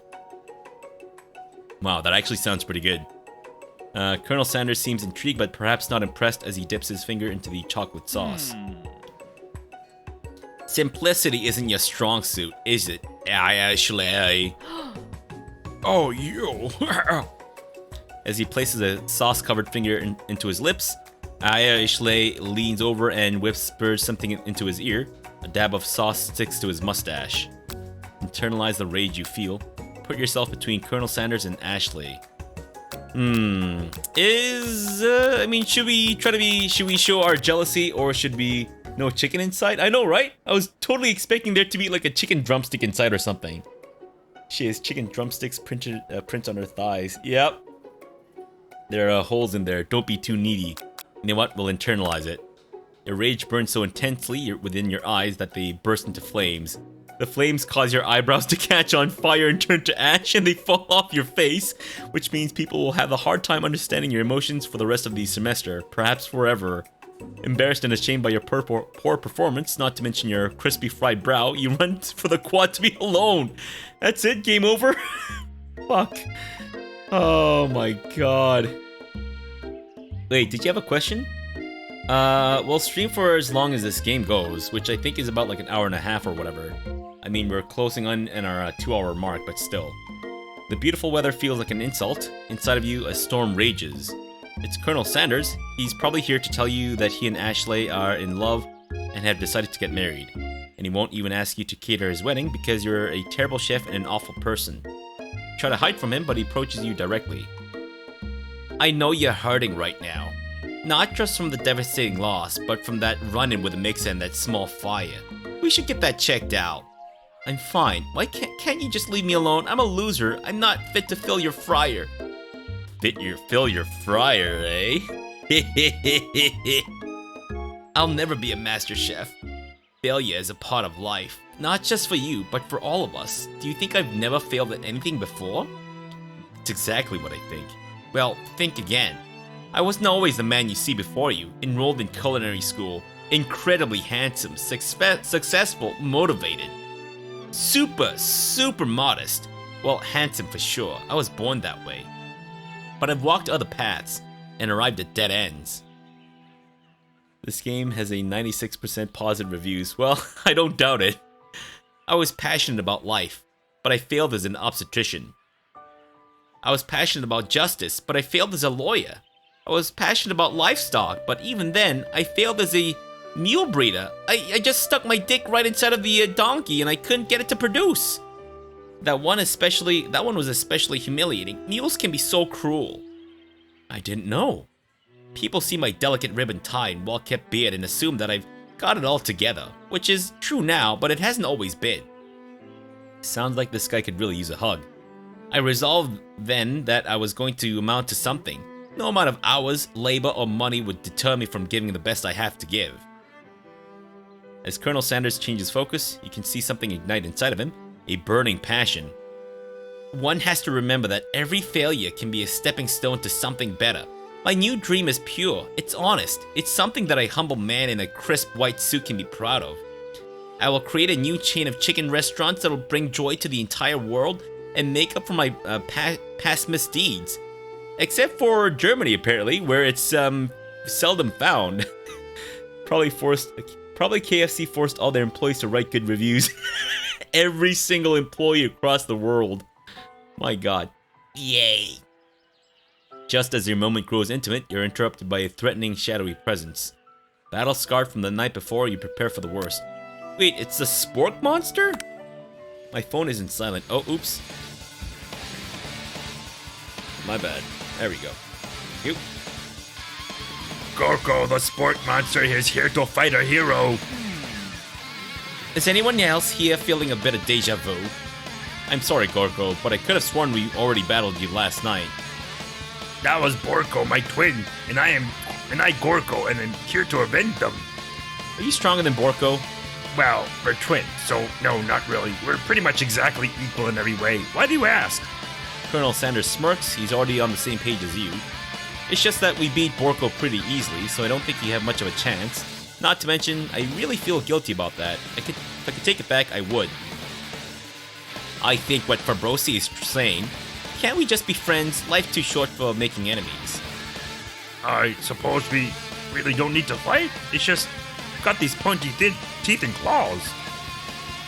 all the better for enjoying tasty foods. Surely you like to eat, don't we all? Of course I do.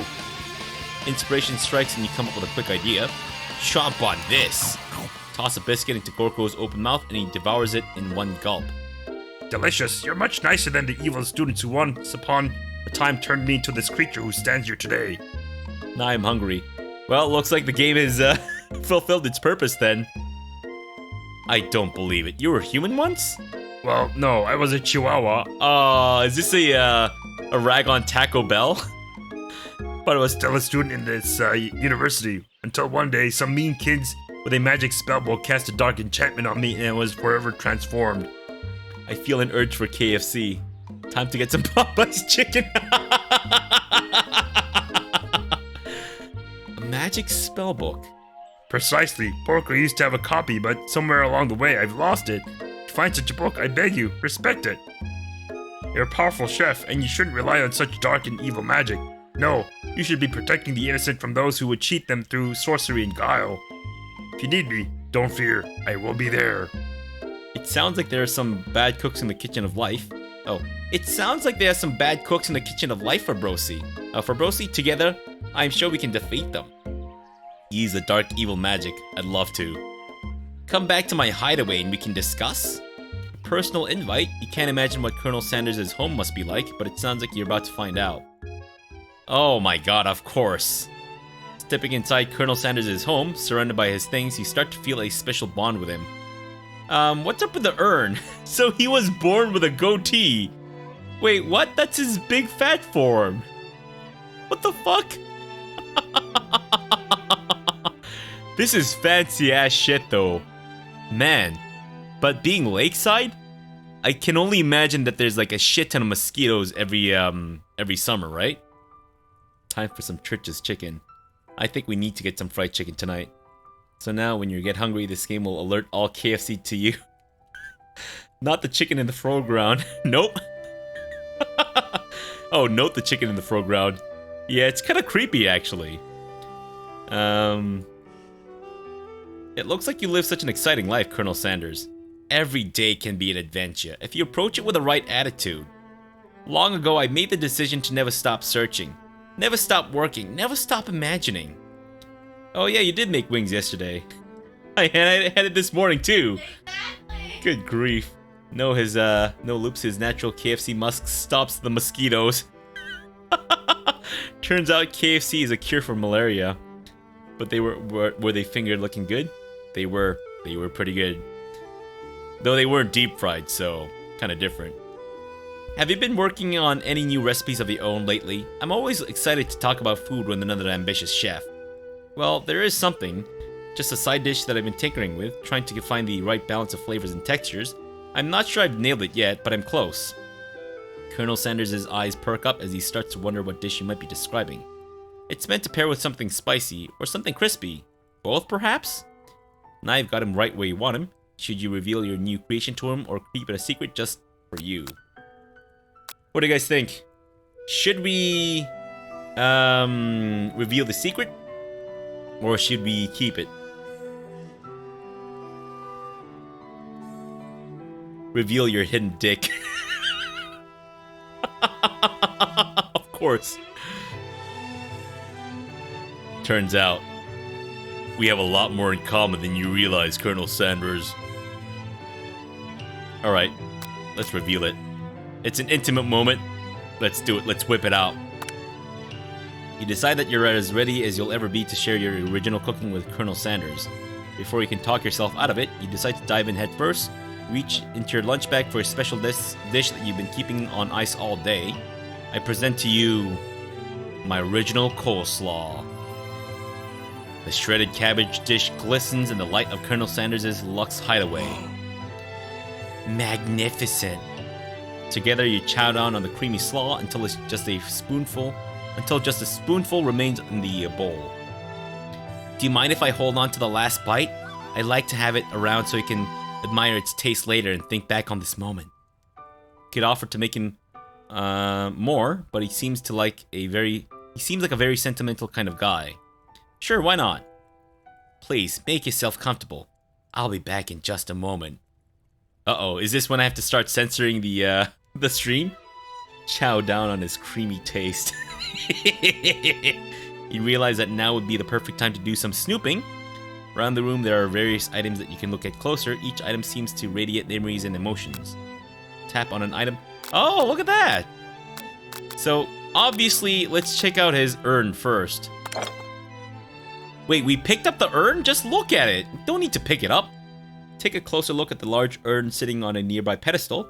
There's a plaque on it. It's dusty, but when you wipe it off, you can read the inscription. It says, "Here lies the ashes of all my past careers and business failures." Really? What the fuck?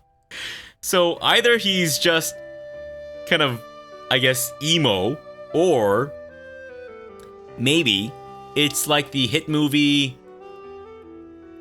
What was that movie? The Prestige. Yeah. Turns out that he's been cloning himself. And, spoiler alert. He's cloning himself. And this is all the ashes of his past clones. That's it. What an emo douche. Poor guy. What's this? This must be where he keeps a secret recipe. Think for a moment. What number is important to Colonel Sanders? Then it dawns on you. As soon as you turn the dial to 111111, the safe opens. Inside it, you find a single note. Can chicken be prepared sashimi style? Really? Is this what KFC is trying to do next? Turns out that this is their next fucking recipe. Sashimi chicken. Fuck me. Oh god, he's actually Jason Voorhees. The lake, it all makes sense. It's Camp Crystal Lake. Oh my god, he's a massive cock murderer. Do not forget. Fuck me. Okay, so let's check out the chicken then. Notice a very realistic stuffed chicken sitting on the corner table. When you pick it up, you realize that it's just realistic. Isn't just realistic, it's real. Taxidermy? Must have been important to Colonel Sanders when he was alive. A little note clipped to the chicken's foot reads, "The true state bird of the great state of Kentucky." Whoa, okay. Let me check out the other stuff first. A lock of silver hair is woven through the teeth of the comb. Upon further investigation or inspection, you realize that the hair therein isn't just silvery in color. It's actually made of spun silver. Really? What the fuck? A scented candle. You pick it up and try to identify the smell. Power tool? Freshly starched collar? Piece of wood floating in a lake? Summer of '69. No, it's one of the secret ingredients. It's... I'd eat his sashimi. It's tissue paper that's been used to wipe his grundle. Let's check out the photos. Adorable little baby crawls across the floor. From the goatee and mustache combo he sports, you figure that this must be Colonel Sanders himself. That, or maybe it's the drumstick that he seems to be waving like a rattle. Who frames a baby picture of themselves? Seriously! Probably the same type of person who would make their own face the logo of the company they founded, am I right? Ha! Nice! Take his power by eating the hair. Wait, so if he is Jason, then the voice in his head is just chicken voices. I think so.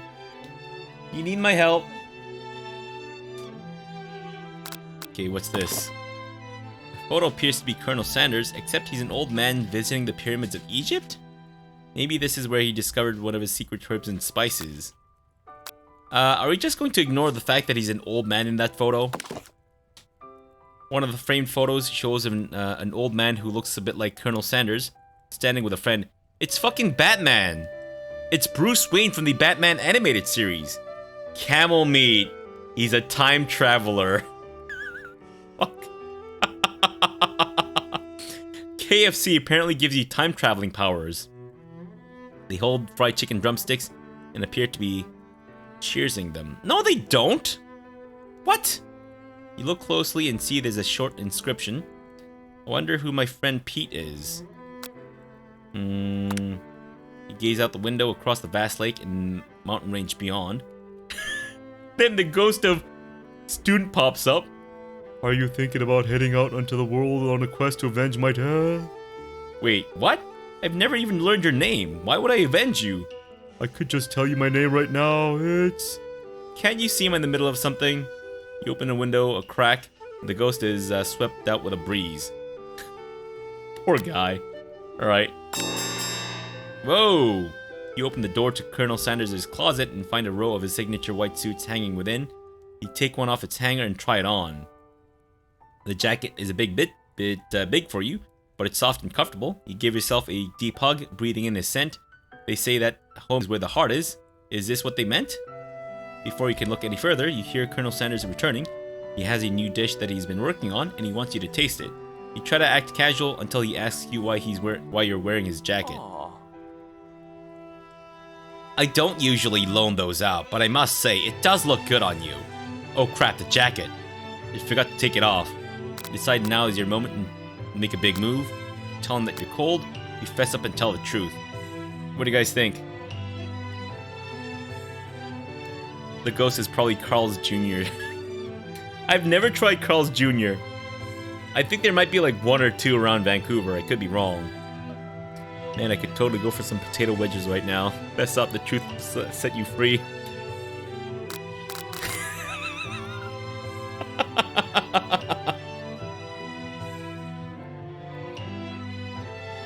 I guess we could tell him the truth. I feel like maybe if I try a big move, he'll punch me in the teeth. I should say I'm cold. Fess up and he'll murder you with his signature dish. Isn't that what, like... Isn't that the death that everyone wants to die? You're cold. Bae, let him hold you. Cold. Alright, let's go with cold. I'm so sorry. I didn't mean to intrude. I just got a little cold and thought this might warm me up. Colonel Sanders smiles and scoots close to the fireplace. It's warm by the fire. Why don't you come a little closer? Suddenly everything feels like it's moving too fast. Final exams are tomorrow. You should be thinking about what you're going to cook. Wait, with my broken hand? I should be home studying. Overwhelmed, you take off his jacket and run for the door. But the thought of leaving Colonel in the midst of such an emotional breakthrough gives you pause. You stop yourself. Look at his sweaty face. Colonel? Yes, Fabrosi? I honestly think this may be the beginning of something wonderful. I think you're right. We should take things slow. You talk late into the night and drift off into slumber. Dream sequence. Got him. Got the ghost. I was ready this time. Fuck yeah. You wake to a beautiful morning in Colonel Sanders' hideaway. Did you make the right decision on how to respond to Colonel Sanders? Only time will truly tell. Today is a day that could change the rest of your life. You think about the new secret ingredient you just learned about. In some jurisdictions, oh, it's obviously marijuana. I mean, the letters just fit. Isn't even legal, but if the recipe is a secret, how will they know? Your thoughts are interrupted when Colonel Sanders emerges into the room. He's holding a gorgeously plated breakfast and your mouth waters at the sight of it. No, it's baby meat. You know what? There might be enough space for that too. He has a simple breakfast I just whipped up. It's meticulous. You taste Colonel Sanders' food, and it takes you on a journey. When you return, he's waiting to ask you an important question. So, would you say we're the perfect match? How presumptuous. My cuisine and your taste buds, that is. Such confidence, such grace. Could he be the world's greatest gift to cookery? Take him down a peg, flatter him.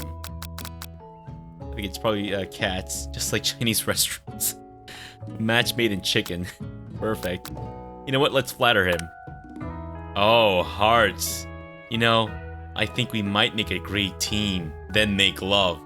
A single tear begins to pool in the corner of his eye as he gazes out the window. And we're the right business partner. I know I can't fail. Business partner? Could he be talking to you? It's all happening so quickly. It kind of sounds like he's about to lure me into a scam. Like he's just seducing me to then be like, oh, I just need like a quick cash injection. I just need like, you know, a few grand just to like get this deposit down, and I'll spot you back, don't you worry. It's The Witcher 3 and the unicorn all over again. Let me tell you about Herbalife. It's a fucking multi-level marketing pyramid scheme nonsense. Overcome with emotion and confused by your feelings, you're on the verge of tears. Unable to speak, the only answer you can find is to run out the door and get home. There's still one more day of school after all. The University of Cooking School, Academy for Learning, waits for no one. You get home to find something very surprising. Your best friend is waiting there for you. Where have you been? Because I had one heck of a night. I've been so desperate to talk to you about it, but I couldn't find you. I got worried that something might have happened to you. It was okay. I was just... But now that it turns out you're fine, I can finally get you up to speed on the saga of Miriam. Sure, but you will not believe what happened to me after school yesterday. I went on a date. I think I can believe that. Since I've been partnered up with Clank, he asked me out to go out with him. What happens if I'd, partnered her up with Pop? My god. She would have been arrested by the FBI. Oh shit, Fabrosi is the founder of A&W, and you're going to start a KFC/A&W. She lost her virginity to Clank.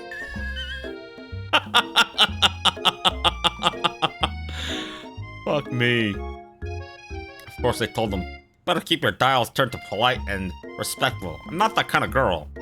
But I was just interested in spending some one-on-one time together and getting to know me. So I said, yeah, sure. I can get to know the metallic guy. She found her virginity. What? Long story short, he took me skydiving with his friends, but things quickly spiraled out of control. It turned into an orgy. My god, I had every hole stuffed. Did she just say skydiving? As if that's a typical first date to go on with a talking pressure cooker? And I'm not really sure where we stand. You don't give Miriam time to tell her whole story, however. Bottling up the details of your own night is just too much to bear. And I went on a date too, back to Colonel Sanders' house where I spent the night with him. You what? Nothing happened, but the emotional connection. Wowzers. Miriam tells you to move on from this whole Colonel Sanders obsession and focus on school. If being obsessed with Colonel Sanders is wrong, you don't want to be right. After a short argument, you both agree to go your separate ways. When you arrive at school, you encounter your rivals in the quad. You can tell from a distance that they're picking on Pop, though he himself might not quite grasp the fact. Because, you know, he's Pop. What's a swirly? It sounds delicious. Oh, it's great. I'll order you one up right away. I'll have my swirly with sprinkles, please. Sprinkles is a dog and a tree. You can get your swirly dipped too. Why don't you pick on someone your own size? Because I'm literally the biggest person at the school. There's that horse that Colonel Sanders rides to school, but who would dare pick on such a gentle and beautiful creature? You've got some nerve, Fabrosi, suggesting I pick on a defenseless horse. Now you're twisting my words and I won't have it. You clench your fist, but the injury from yesterday's mixer accident makes you wince with pain. Doesn't look like you can go on cooking like that. Might as well just give up. I'll never give up, ever. Colonel Sanders arrives just as it appears things are closing to boiling over. I don't know why I can't read this. A naturally intuitive person, he senses that something has been going on. Is everyone excited for the final day of school? Fabrosi, how's that hand feeling? I'm sure you'll be back in fighting form by this afternoon. It's broken! It's fucking broken! Did you just break up with your BFF? I think so. Oh my god. Aren't you concerned about my hands, Colonel? Yesterday I almost broke a nail winning so hard. Technically, I don't believe a winner was decided, but your presentation was quite impressive. What is he doing complimenting her? But what about the flavor of my delicate, warm, gooey chocolate sauce? You know, the one from my massive Chungus hips. Final day, this school just goes for 3 days. I think they said it's an intensive semester in the span of 3 days. Oops, a broken hand isn't even an injury in this school. They ignored someone dying. I forgot about that. Oh my god. As did everyone else, apparently. Good grief. It was clear that you're passionate about how your food is received. That's a lot of words to say. It was bland. Excuse me, Fabrosi. I'm more than capable enough to speak for myself. Maybe you could tell me more of your thoughts as we walk into class, Colonel. I'm always interested in discussing the fine arts of fine food. See you inside, Fabrosi. Annoyed by Colonel Sanders' inability to see Aya Ashley for who you know she really is, you walk across the quad to get some distance. In an attempt to distract yourself from how slighted you feel by that interaction with Aya Ashley, you take out the spellbook you recovered yesterday and start flipping through the pages. Whoa, that's the book? It looks like bad news. It's just something I found lying around. It would appear to be some sort of a grimoire, but I don't really believe in that magic stuff. A grimoire? Like a book of spells? I don't know. Who would spend so much time decorating a magic book if it weren't really powerful? Use that evil magic to make him love to you. I can think of one surefire way to find out. You open a page covered with arcane warnings. Cast only in case of extreme emergency, it says around the edges of the page.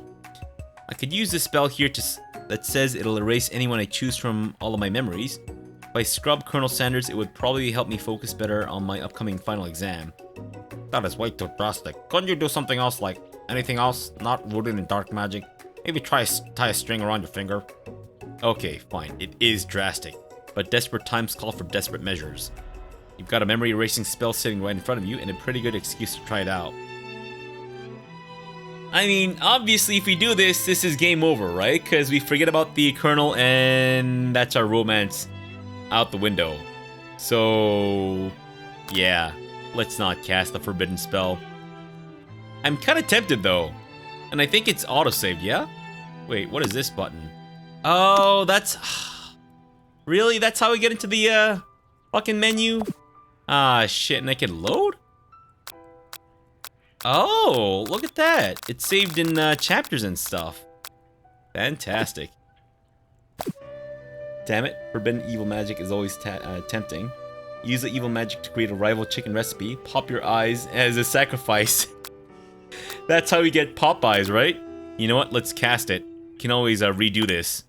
You begin to recite the spell, but you stumble on the words, and the only effect it seems to have is to make you forget what it is you were doing. Oh, right. After looking at the page again, it comes rushing back to you.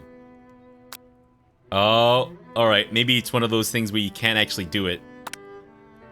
Yeah, okay, never mind. Looks like we're locked into not doing it then. This is definitely feeling familiar, but not in a good way. Oh!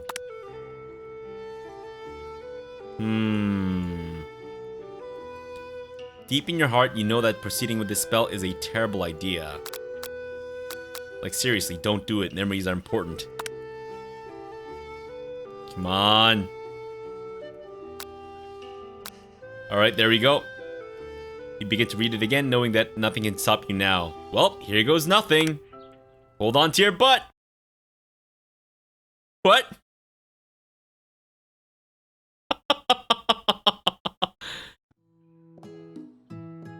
What? You sleep softly as the morning sun casts a warm glow through the window of your modest student apartment.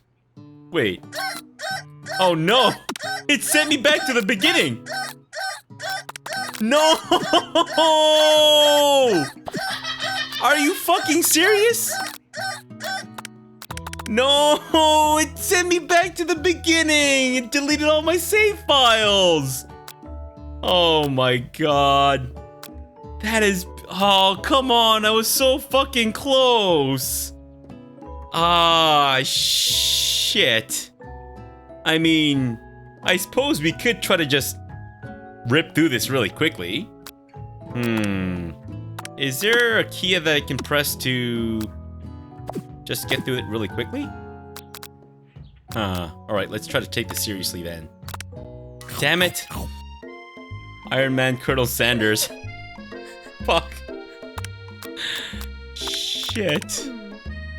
Oh no. Well, at least we get to watch that guy die again, right? Because that was pretty cool. Oh man.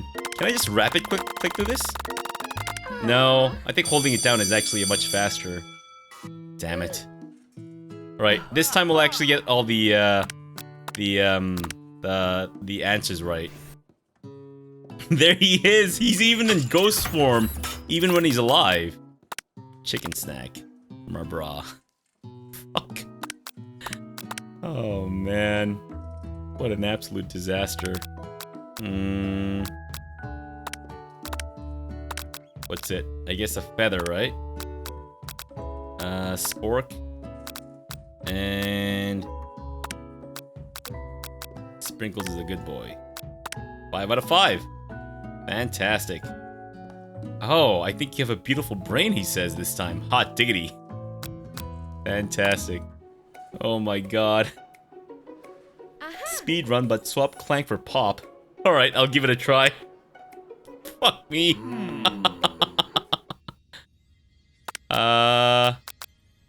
Let's savor the moment again.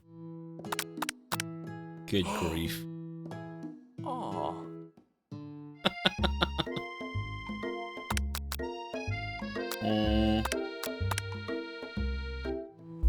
Oh, there we go. Alright, so Miriam, go with Pop. Sorry, Clank, but I think Miriam will be partnering with Pop today. Pop gives us a big smile as he steps up to the same station as Miriam. I'm a chef. He holds up a banana without peeling it, proudly eats the whole thing. It's disconcerting, but Miriam is too kind to act grossed out. I love your enthusiasm, Pop. So it looks at you like, really, this kid? But it's too late to change your choice now. This time we'll go with the potatoes and gravy. There we go. So I wonder if Van's gonna do the same thing then. It's gotta, right? So I think actually, wait. Let's go for, wait. We did Colonel Sanders last time, right? But yeah, that didn't really pan out. Whatever. I hear if Miriam falls for Pop. Oh, he still dies. That's awesome. Chris Hansen from Dateline NBC joins the story. Oh, fucking hell. It's To Catch a Predator. Alright, I don't know if there's much of a difference in these options here. We'll attack again. Sure. And this time we defend. Sure.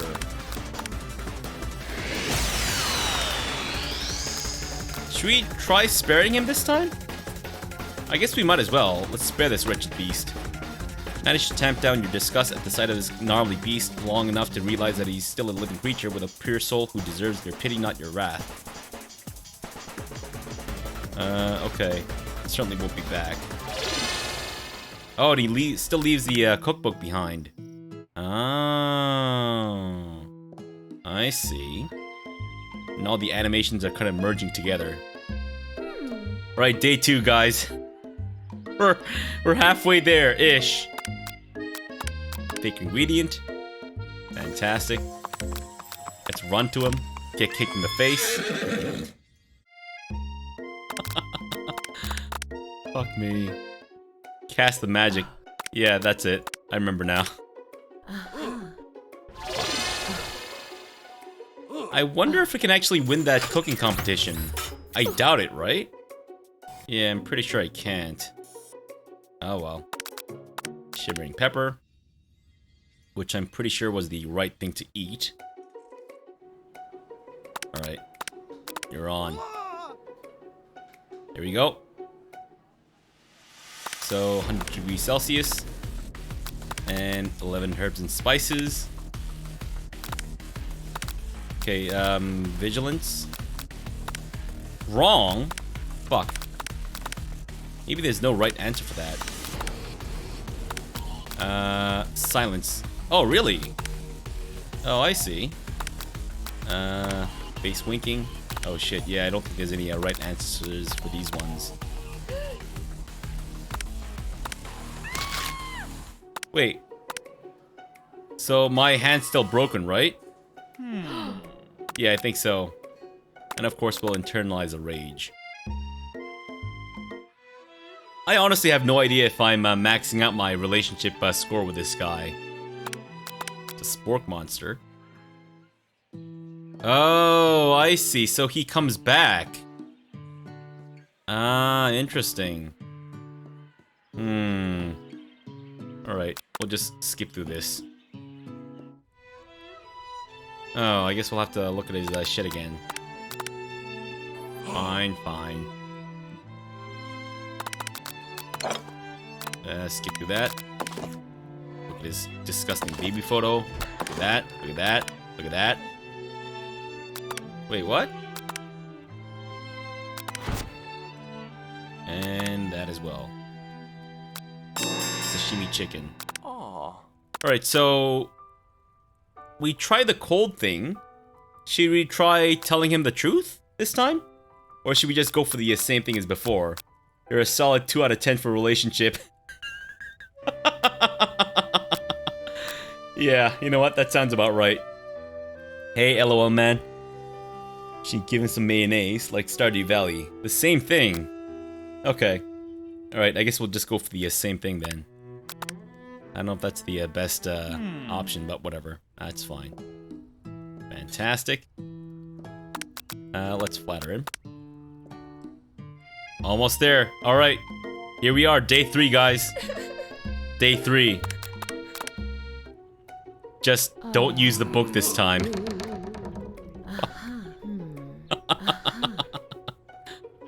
Oh my god. Alright, don't do it. No, you take your friend's advice and put the book away. Here we are, we're back at it. Oh my god, I'm so sorry. Had to do like a second playthrough of this entire game. Fuck me. Sprinkles is already in the room, waiting for the students to arrive. He clears his voice to make a quick announcement.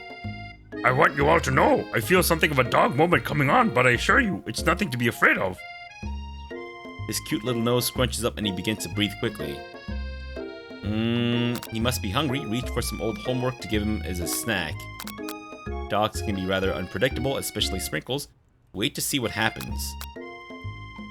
We should probably wait to see what happens, I think. Sprinkles stops in his tracks. He focuses in on the window. The room is deadly silent. When you follow his gaze, you see a tiny orange squirrel perched on a cherry tree outside. Sprinkles turns feral and runs to the window. Out of the classroom, he begins barking uncontrollably at the squirrel outside. Terrence! I told you never to come back here, Terrence! I will destroy you, Terrence! Sprinkles is barking ferociously, drool flying off his face. The squirrel looks over, but he doesn't say anything back. You wonder, is that even a talking squirrel? Who named him Terrence? You better not show your chubby cheeks around here ever again! After Sprinkles is satisfied that his presence has been felt by not only Terrence, but any other squirrel in hearing distance, he returns to his professional tone. Ahem, I apologize for the outburst. This actually brings up an important point. This actually brings up an important point. Thank you, Fabrosi, for reminding me to dole out this indispensable bit of wisdom, you see. But before he can continue, Miriam's love drama spills over into the class. Sprinkles is interrupted by sad whimpering coming from the back of the room. Wait, what? So wait, were they actually dating? Oh no, I completely missed the whole fucking thing. Ah, shit, I should have listened to her love story. Ah, fuck. I told you to save it after class. But I miss you. Oh no, they actually went on a date. What the fuck? We went on one date, Pop, and how can you miss me when I'm right here? Jesus! Pop's voice quivers as he pleads his case to Miriam. Every time I blink, you go away again.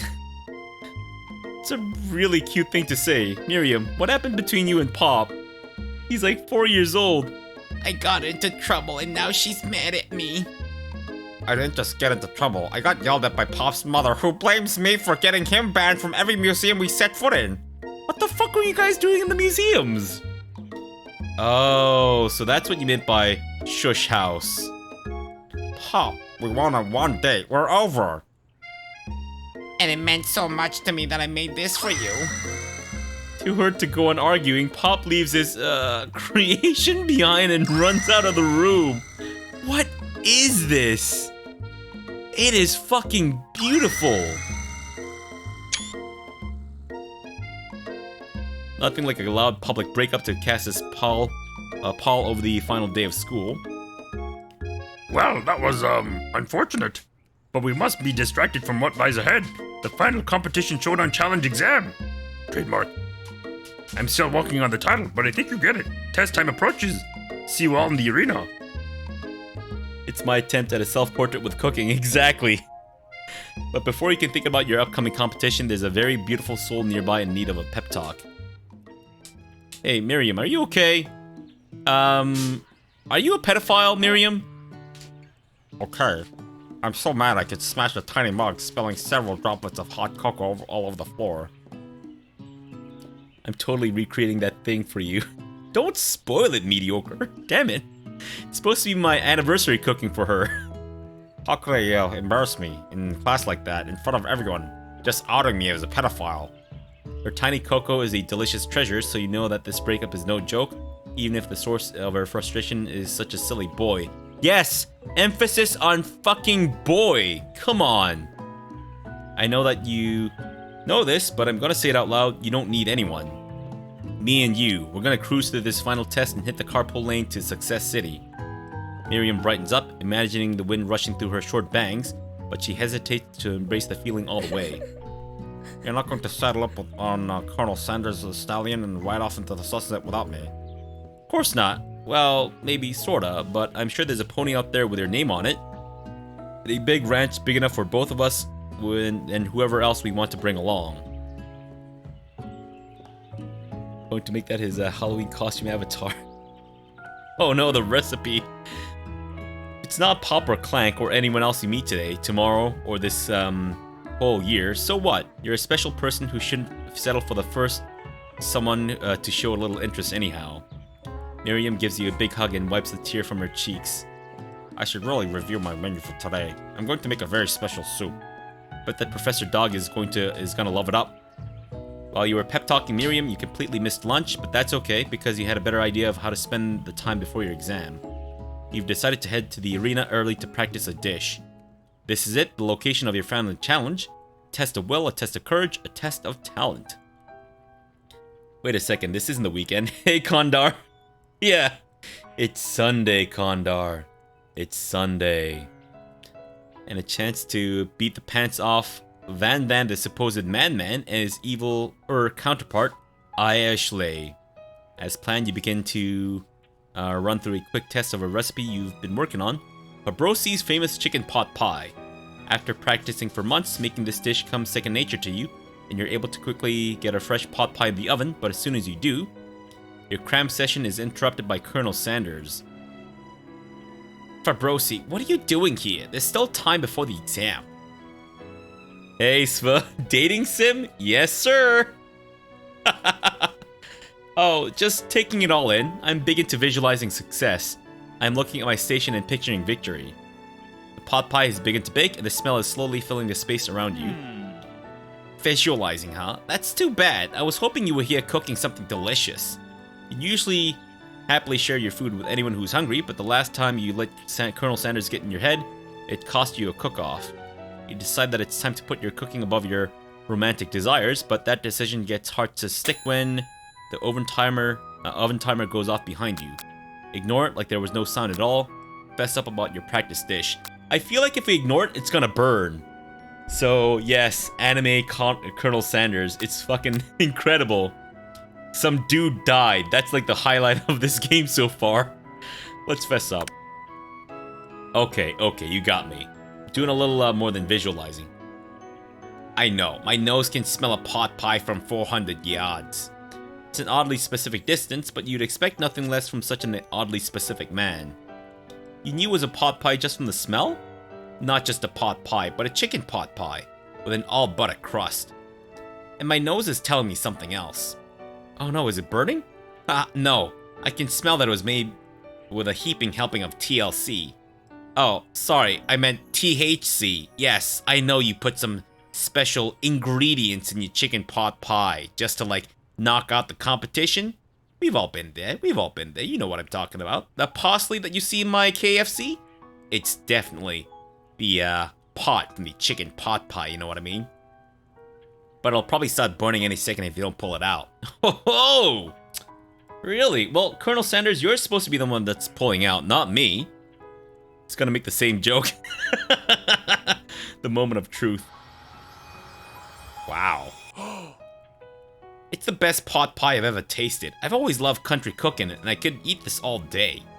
No time left. The final showdown is about to begin. Sprinkles lays down the ground rules.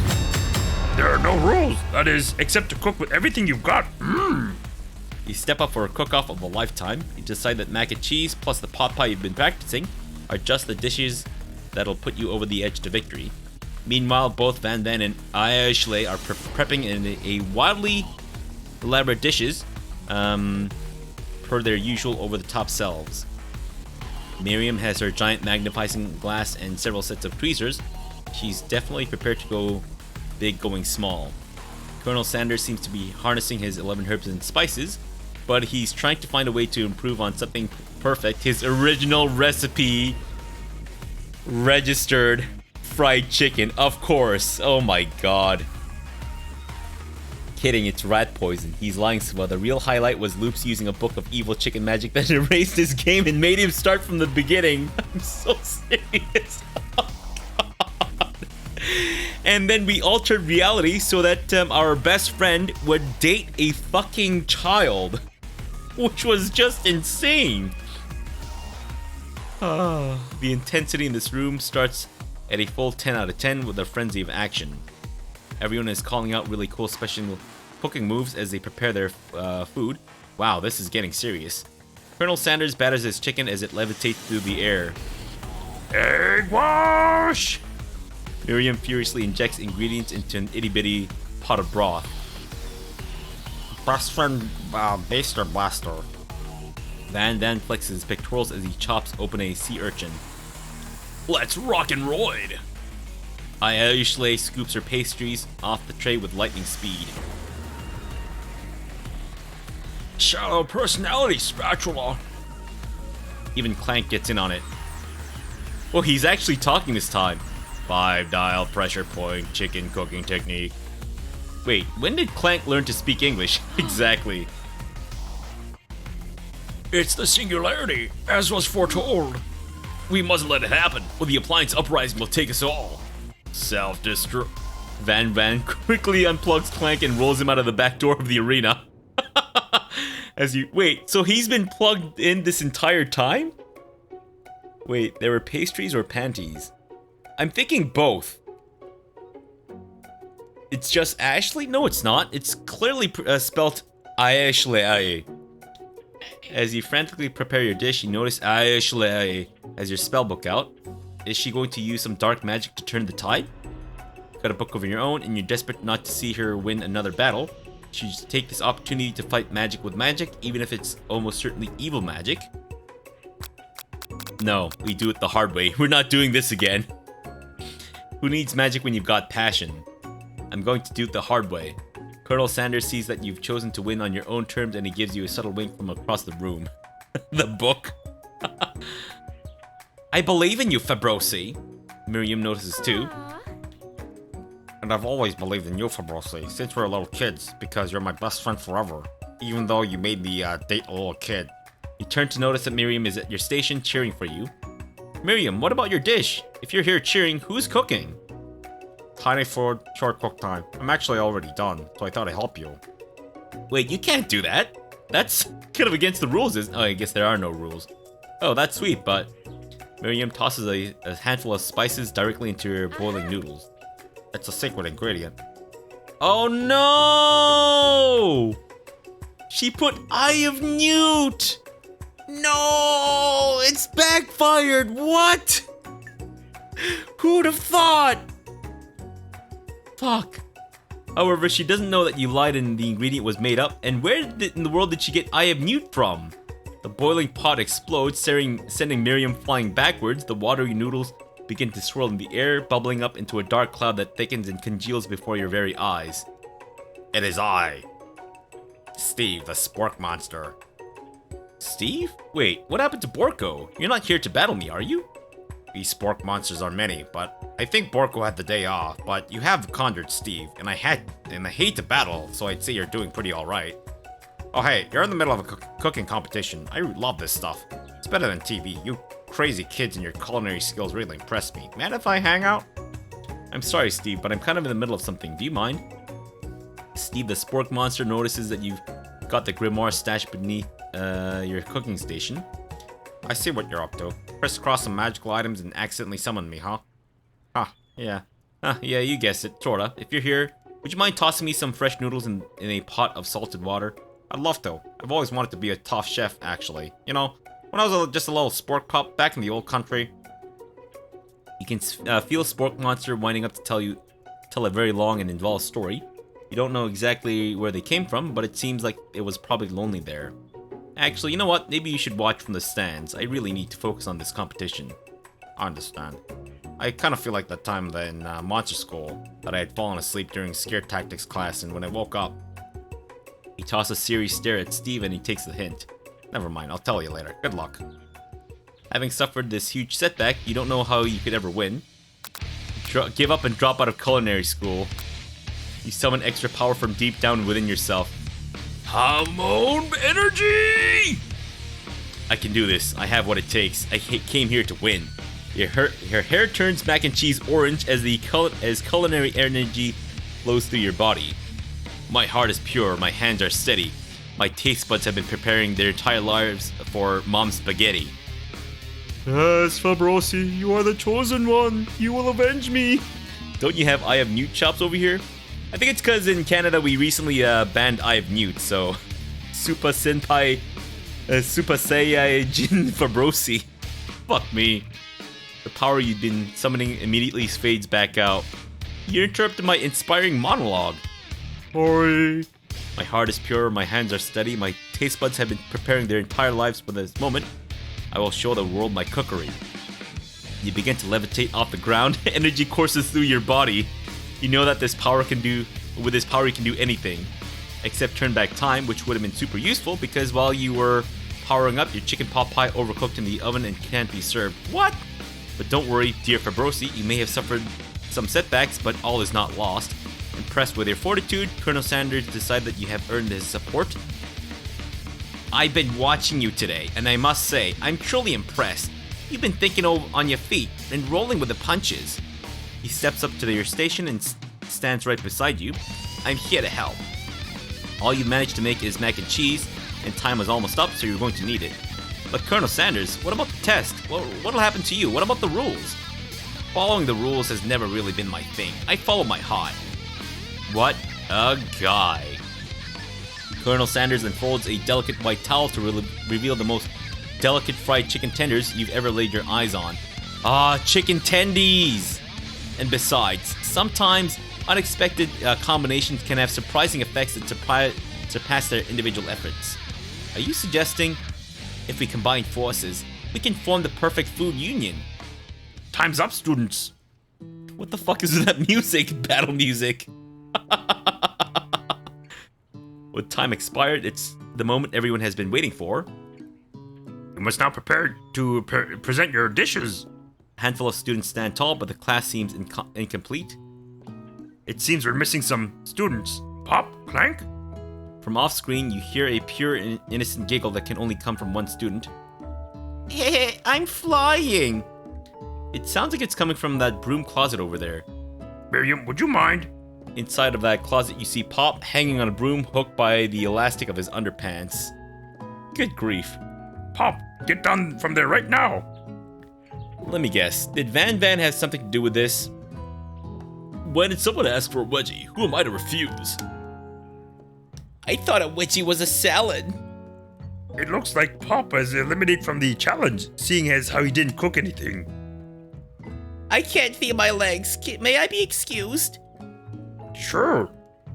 You kids and your pranks. I must say, it's not the worst prank in UCSAL history, but it's not exactly yearbook material. Wait a second. Pranks. Clank. Where did that pressure cooker roll off to? Wait to hear a signature whir, beep, or other onomatopoeia. Oh shit, I kind of misclicked. Somehow he must have gotten unplugged. I guess we'll have to figure it out later. That leaves only 4 remaining students. Please collect your final projects.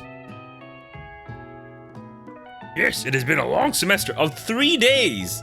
It's been 3 days. Wow, 3 whole days long. But after days of hard work, the time has come for me to eat. Your faces. Miriam, please step forward. Now, describe your dish. Oh, sorry. Let's try to... There's this thing in there. There we go. I made...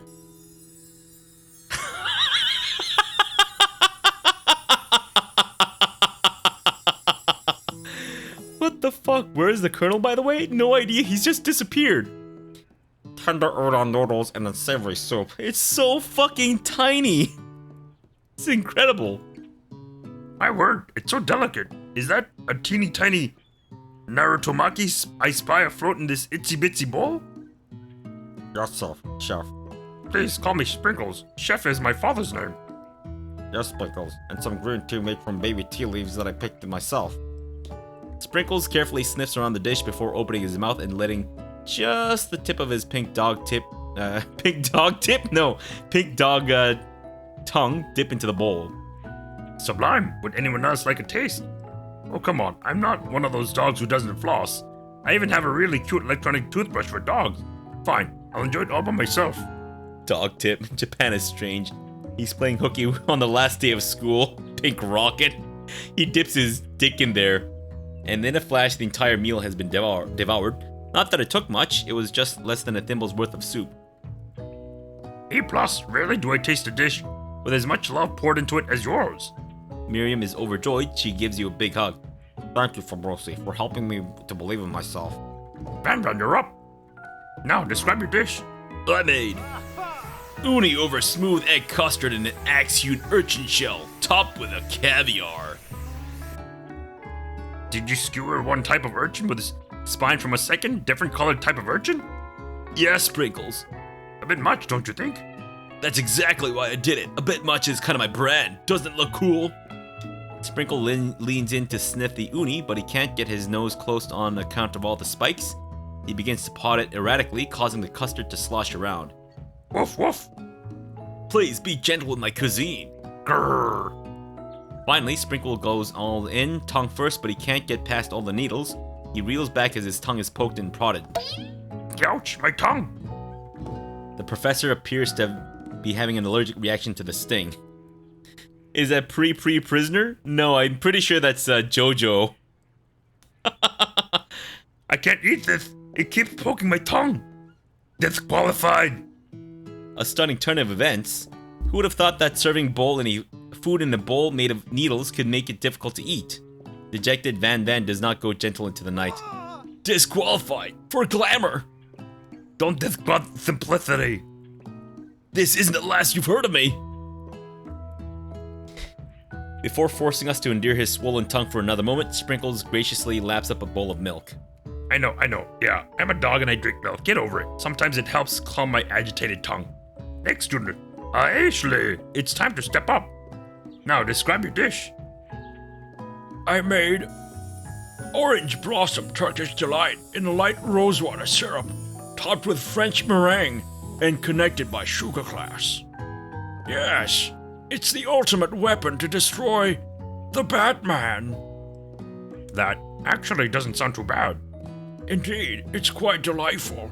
However, I'd ask that you please refrain from eating it or attempting to taste it in any way. It's very fragile and meant to be a display piece. Don't eat the food at a cooking school? Got toast in your ears or something, Fabrosi? I told you, it's a display piece. Actually, I must say, it is beautiful. However, this is a cooking competition at a cooking school. Yeah, which is why These voices are all morphing together. Which is why I cooked it. And I did an extremely good job cooking it too. I didn't realize that we were having an eating exam. If I wanted to be judged on eating, I'd go to the College of Eating, School for the Hungry. I suppose you could smell it if you're absolutely insisted. But don't breathe too hard, you might disrupt the sugar spiral. If the food cannot be eaten, it cannot be judged. You are disqualified. Rage overtakes Ashley, and she finally cannot keep her two-faced routine up. You wouldn't know the high-end cuisine if it cooked you. And with that, Ashley storms off to rededicate herself to being the best, but this time without being shackled by trying to be fake nice and liked by everyone. This isn't the last you've heard of me, either. This class gets much smaller. I'll be teaching myself. You and Colonel Sanders, the final cooks, step up together. 2 chefs? What began as a bowl of delicious mac and cheese has become something else. He examines it closely, sniffing and eyeing the bowl. Uh-oh. I don't have a good feeling about this. From somewhere in the room, a literal drumroll plays.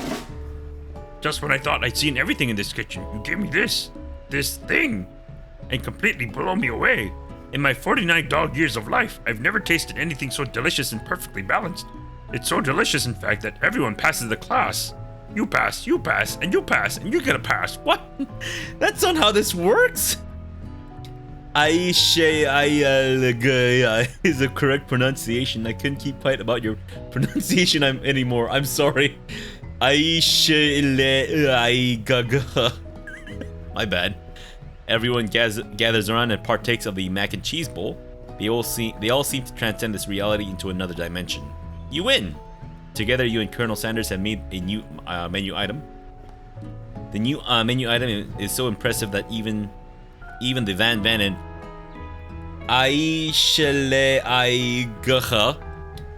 are drawn back by its magnificent fragrance. When they gaze upon your mac and cheese bowl, they admit that you are indeed an excellent chef. So KFC has a chicken and mac and cheese bowl now. I guess so. Maybe that's what they're trying to advertise here. Sprinkles declares that you have passed. Everyone has passed. Wait, I thought these guys were disqualified. What about the dead guy? Is his body still here? There were supposed to be more battles, but come on, how could they be better than this one? Now that the school year is complete and everyone has graduated, the students return for one last assignment to get their groove on. Don't forget the chicken sushi. Oh yes, the chicken sashimi. Well, I think it's okay to say They actually do. Oh, do they? Wow.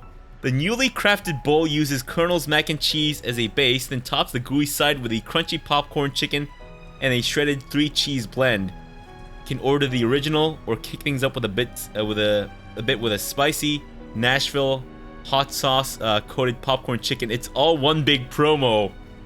Fucking called it. Well, I mean at the end when it was kind of obvious. The cafeteria has been completely redecorated in order to serve as the site of the school's graduation dance. Compared to the massive high-tech cooking arena, the humble decor seems downright cute and cozy. DJ Dog in the house! You knew that Sprinkles was a master chef, but also a world-renowned turntablist? Who says you can't teach an old dog new tricks? Whoa!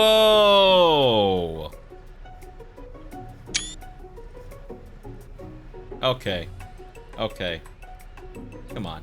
I know what we're all thinking here, right? Obviously.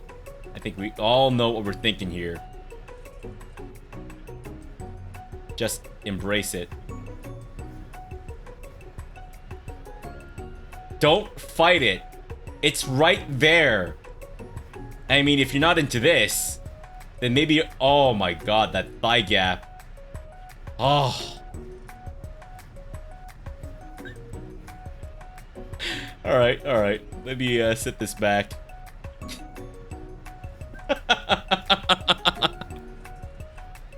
Van Dannen, tell everyone that they've committed themselves to righting the wrongs they did while they were the villains. For a moment, you actually believe them. Not another haunting. No ghosts allowed at the graduation. It's clearly written in the school's bylaws. What? I was never actually a ghost. It's all a trick to get you to finally notice me. Oh, amusing. And now that everyone is together... It's the Spork Monster. He is totally mellowed out. Everyone, the spork monster is no more. From here on out, I prefer that everyone refer to me by my new name, Party Monster. Student tries to finish what he had to say, but everyone is too wrapped up talking to Party Monster. Dejected student walks off. Maybe things didn't work out for Miriam romantically, but she found love in her cooking, and you know she's gonna do great. A red carpet rolls out across the floor of the ballroom. It's like a Hollywood movie premiere. Who could command such an entrance? Obviously the Colonel. Oh no, it's Pop. What? It's Pop. He's arrived late to the dance, but apparently for good reason. Walking the carpet, you see perched up top his dirty chef's hat. A crown? Welcome back, Pop. I know you weren't able to finish the final exam and accept your diploma, so we had it mailed directly to your father. We figured it was the least we could do for the school's dean. Oh, now I get it. I see. And we get a new wing on the school, not to mention the honor of educating the son of the Chancellor of such and such. Miriam, will you be my lady king? What an incredible turn of events, an offer to join the royal family.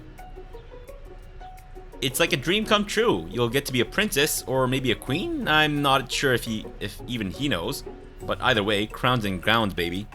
So nepotism, yes, exactly. Exactly, nepotism. Fuck, wasn't this an issue recently in like the States where they discovered like rich people were paying for their students, for their children to get in? He's a child moron royale with cheese. I'm sorry, Pop, but I'm not interested. That's right, Miriam. Have some integrity. Not now, at least. I've got so much to do with my life. A twist on a twist. So many more 3D universities to attend. So many tiny foods to meticulously sculpt and then watch get accidentally blown away by a single sneeze. Okie dokie. The music at the dance is interrupted by the sound of a sparking and electrical hissing. It's Clank, who has arrived late to the dance. Now that I have graduated, I can reveal the truth. I am the Terminator. I am the T-2000. I'm here to crush, kill, and destroy. Yeah, and they got off without a slap on the wrist because they're rich. Fuck. Whoa, he's still doing the talking thing. I am Clank, and I'm not of this earth. I'm actually from a faraway planet in another dimension. What? What? I actually feel like I knew this one. I knew it the whole time. Now that I've learned the ways of your kind, I must return. Portal opens up and Clank disappears through it. Wait, what if I matched Miriam with Clank then? Finally, Colonel Sanders arrives. Whoa!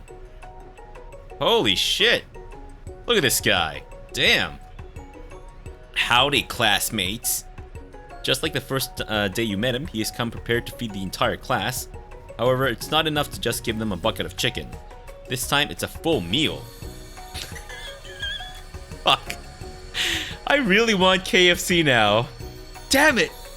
I can't believe it's worked on me. Shit! Ah, fuck. I'd subscribe to his vlog channel. So would I. Fucking Clank. He walks past you and makes out with Sprinkles as they wander off into the sunset. Don't get it. It's shit now. Was it ever great before? I didn't get to be the most famous chicken man in the history of chicken, and the man by not reminding people to go out and buy my chicken. The end? Wait. What about the sex times with Colonel Sanders? Oh, good. No, it's not the end. As everyone feasts on their delicious chicken dinner, Colonel Sanders finds you sitting at the edge of the dance floor. Abrosi, what are you doing sitting all alone? Oh, you know, just waiting for the right person to ask me to dance. I wonder, might you tell me, what are the qualities that you would expect to find in such a lucky person? Off the top of my head, oh, I don't know. A spicy musk? I'll be honest with you. The word musk does not sound sexy to me. Maybe it's just because I associate it with like body odor. It's just, body odor is not sexy. Musk makes me want to vomit. Exactly. Exactly. But I don't know.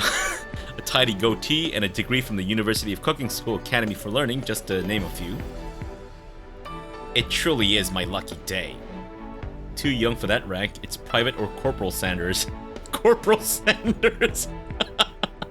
Would you dance with me? Yes, I would love to.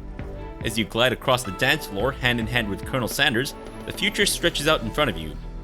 And once my 100th franchise is up and running, I'll be ready to take a day off. And I'll be so glad to spend it together with you, Fabrosi. Aww, how sweet. We'll work together and play together. In the bedroom, Colonel Sanders stops dead in his tracks. Work together? Well, I think this is something I'll just need to do by myself. What? But who'll help you run your restaurants?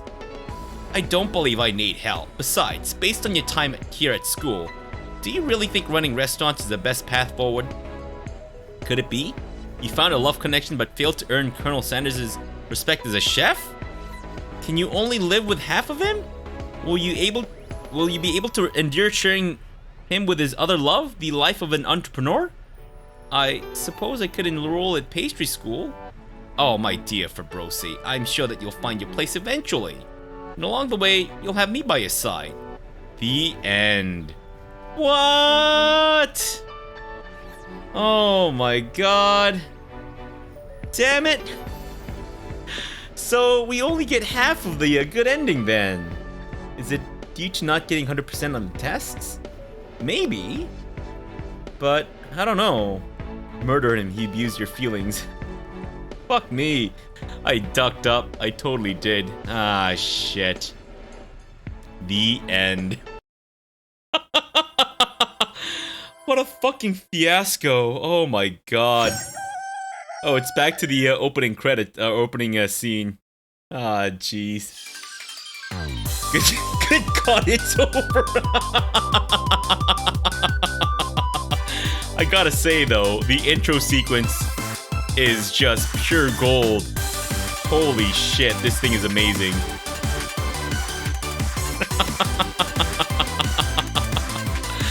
And the ghost is still there! I miss it already.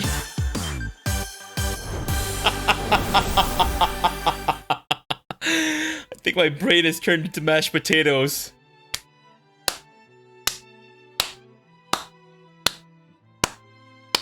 We did it, guys. We did it. Fuck yeah. 10 out of 10. Game of the year 2019. Game of the century. Fuck it. You know what? I'm gonna ditch all of my recorded stuff. It's just going to be 3 episodes of I Love You, Colonel Sanders, a finger-looking good dating simulator for the rest of eternity. They spend more time on the intro than the whole game. I think so. It's missing some achievements, I think.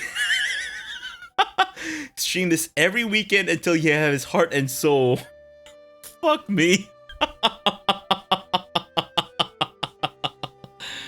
Wow. Holy shit. Wow. Honestly, I thought that if this game ended too early for this stream today, that I would maybe try out the beta for Planet Zoo.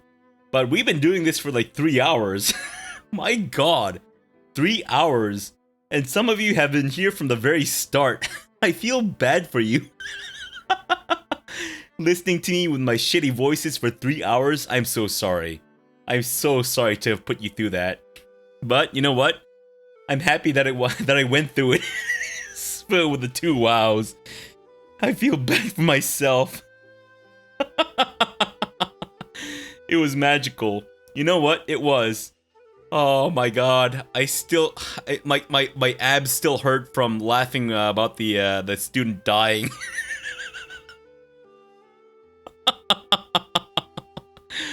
That was the best shit ever.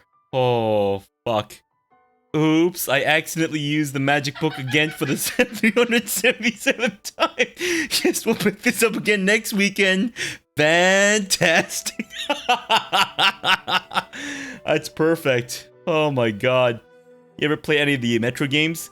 Might be a good palate cleanser. I think I watched my brother play like the first 2, or at least one of them. But I never got into them myself. It's a kind of a world of a difference between Metro and I Love You, Colonel Sanders, right? But yeah. Fuck. Though the third one's still exclusive to the Epic Game Store, right? Don't you dare dilute this magnificent game. Fuck me. Ah, that was brilliant. Holy shit. Okay, I think I'm gonna need to rest my voice though. Fuck. It's all shot from the stupid Yoda voice. I should never have done the Yoda voice. I should have done like a Russian accent or something. He's been meaning to play Metropolitan City Bread and Fried Chicken Simulator. Opposite games. Ah, that was good though. That was good. You know what? I'm impressed. I mean, it's pure blatant advertisement, but I'm impressed. They've made it entertaining. I'll give them that much. Not that I go around playing a lot of visual novels, but it's advertisement done right. It is.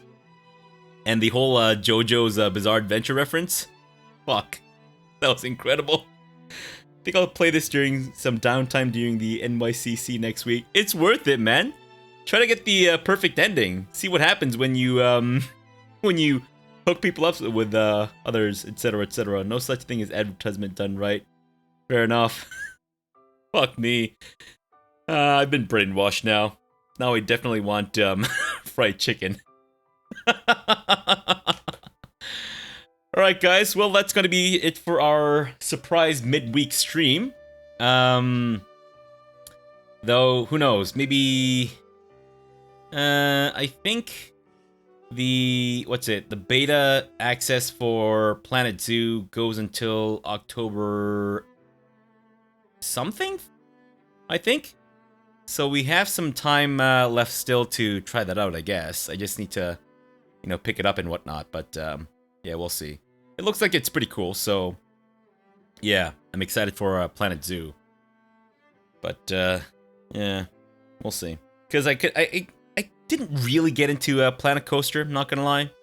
But maybe it's just me. Maybe I'm just not into the theme park stuff. Maybe zoos will be a lot more fun. And getting people eaten by lions and Komodo dragons, etc., etc. Alright, guys. Well, that's gonna be it for today. Fucking, that's a lot of drumsticks. My god. There's a drumstick emoji? How does that exist on YouTube? What the fuck? That's incredible. I guess they've got everything. Holy crap. That is awesome. Oh yeah, but like still, the fact that it's integrated into YouTube's chat is, I guess, kind of surprising to me. It was added today just for this game, clearly. Obviously.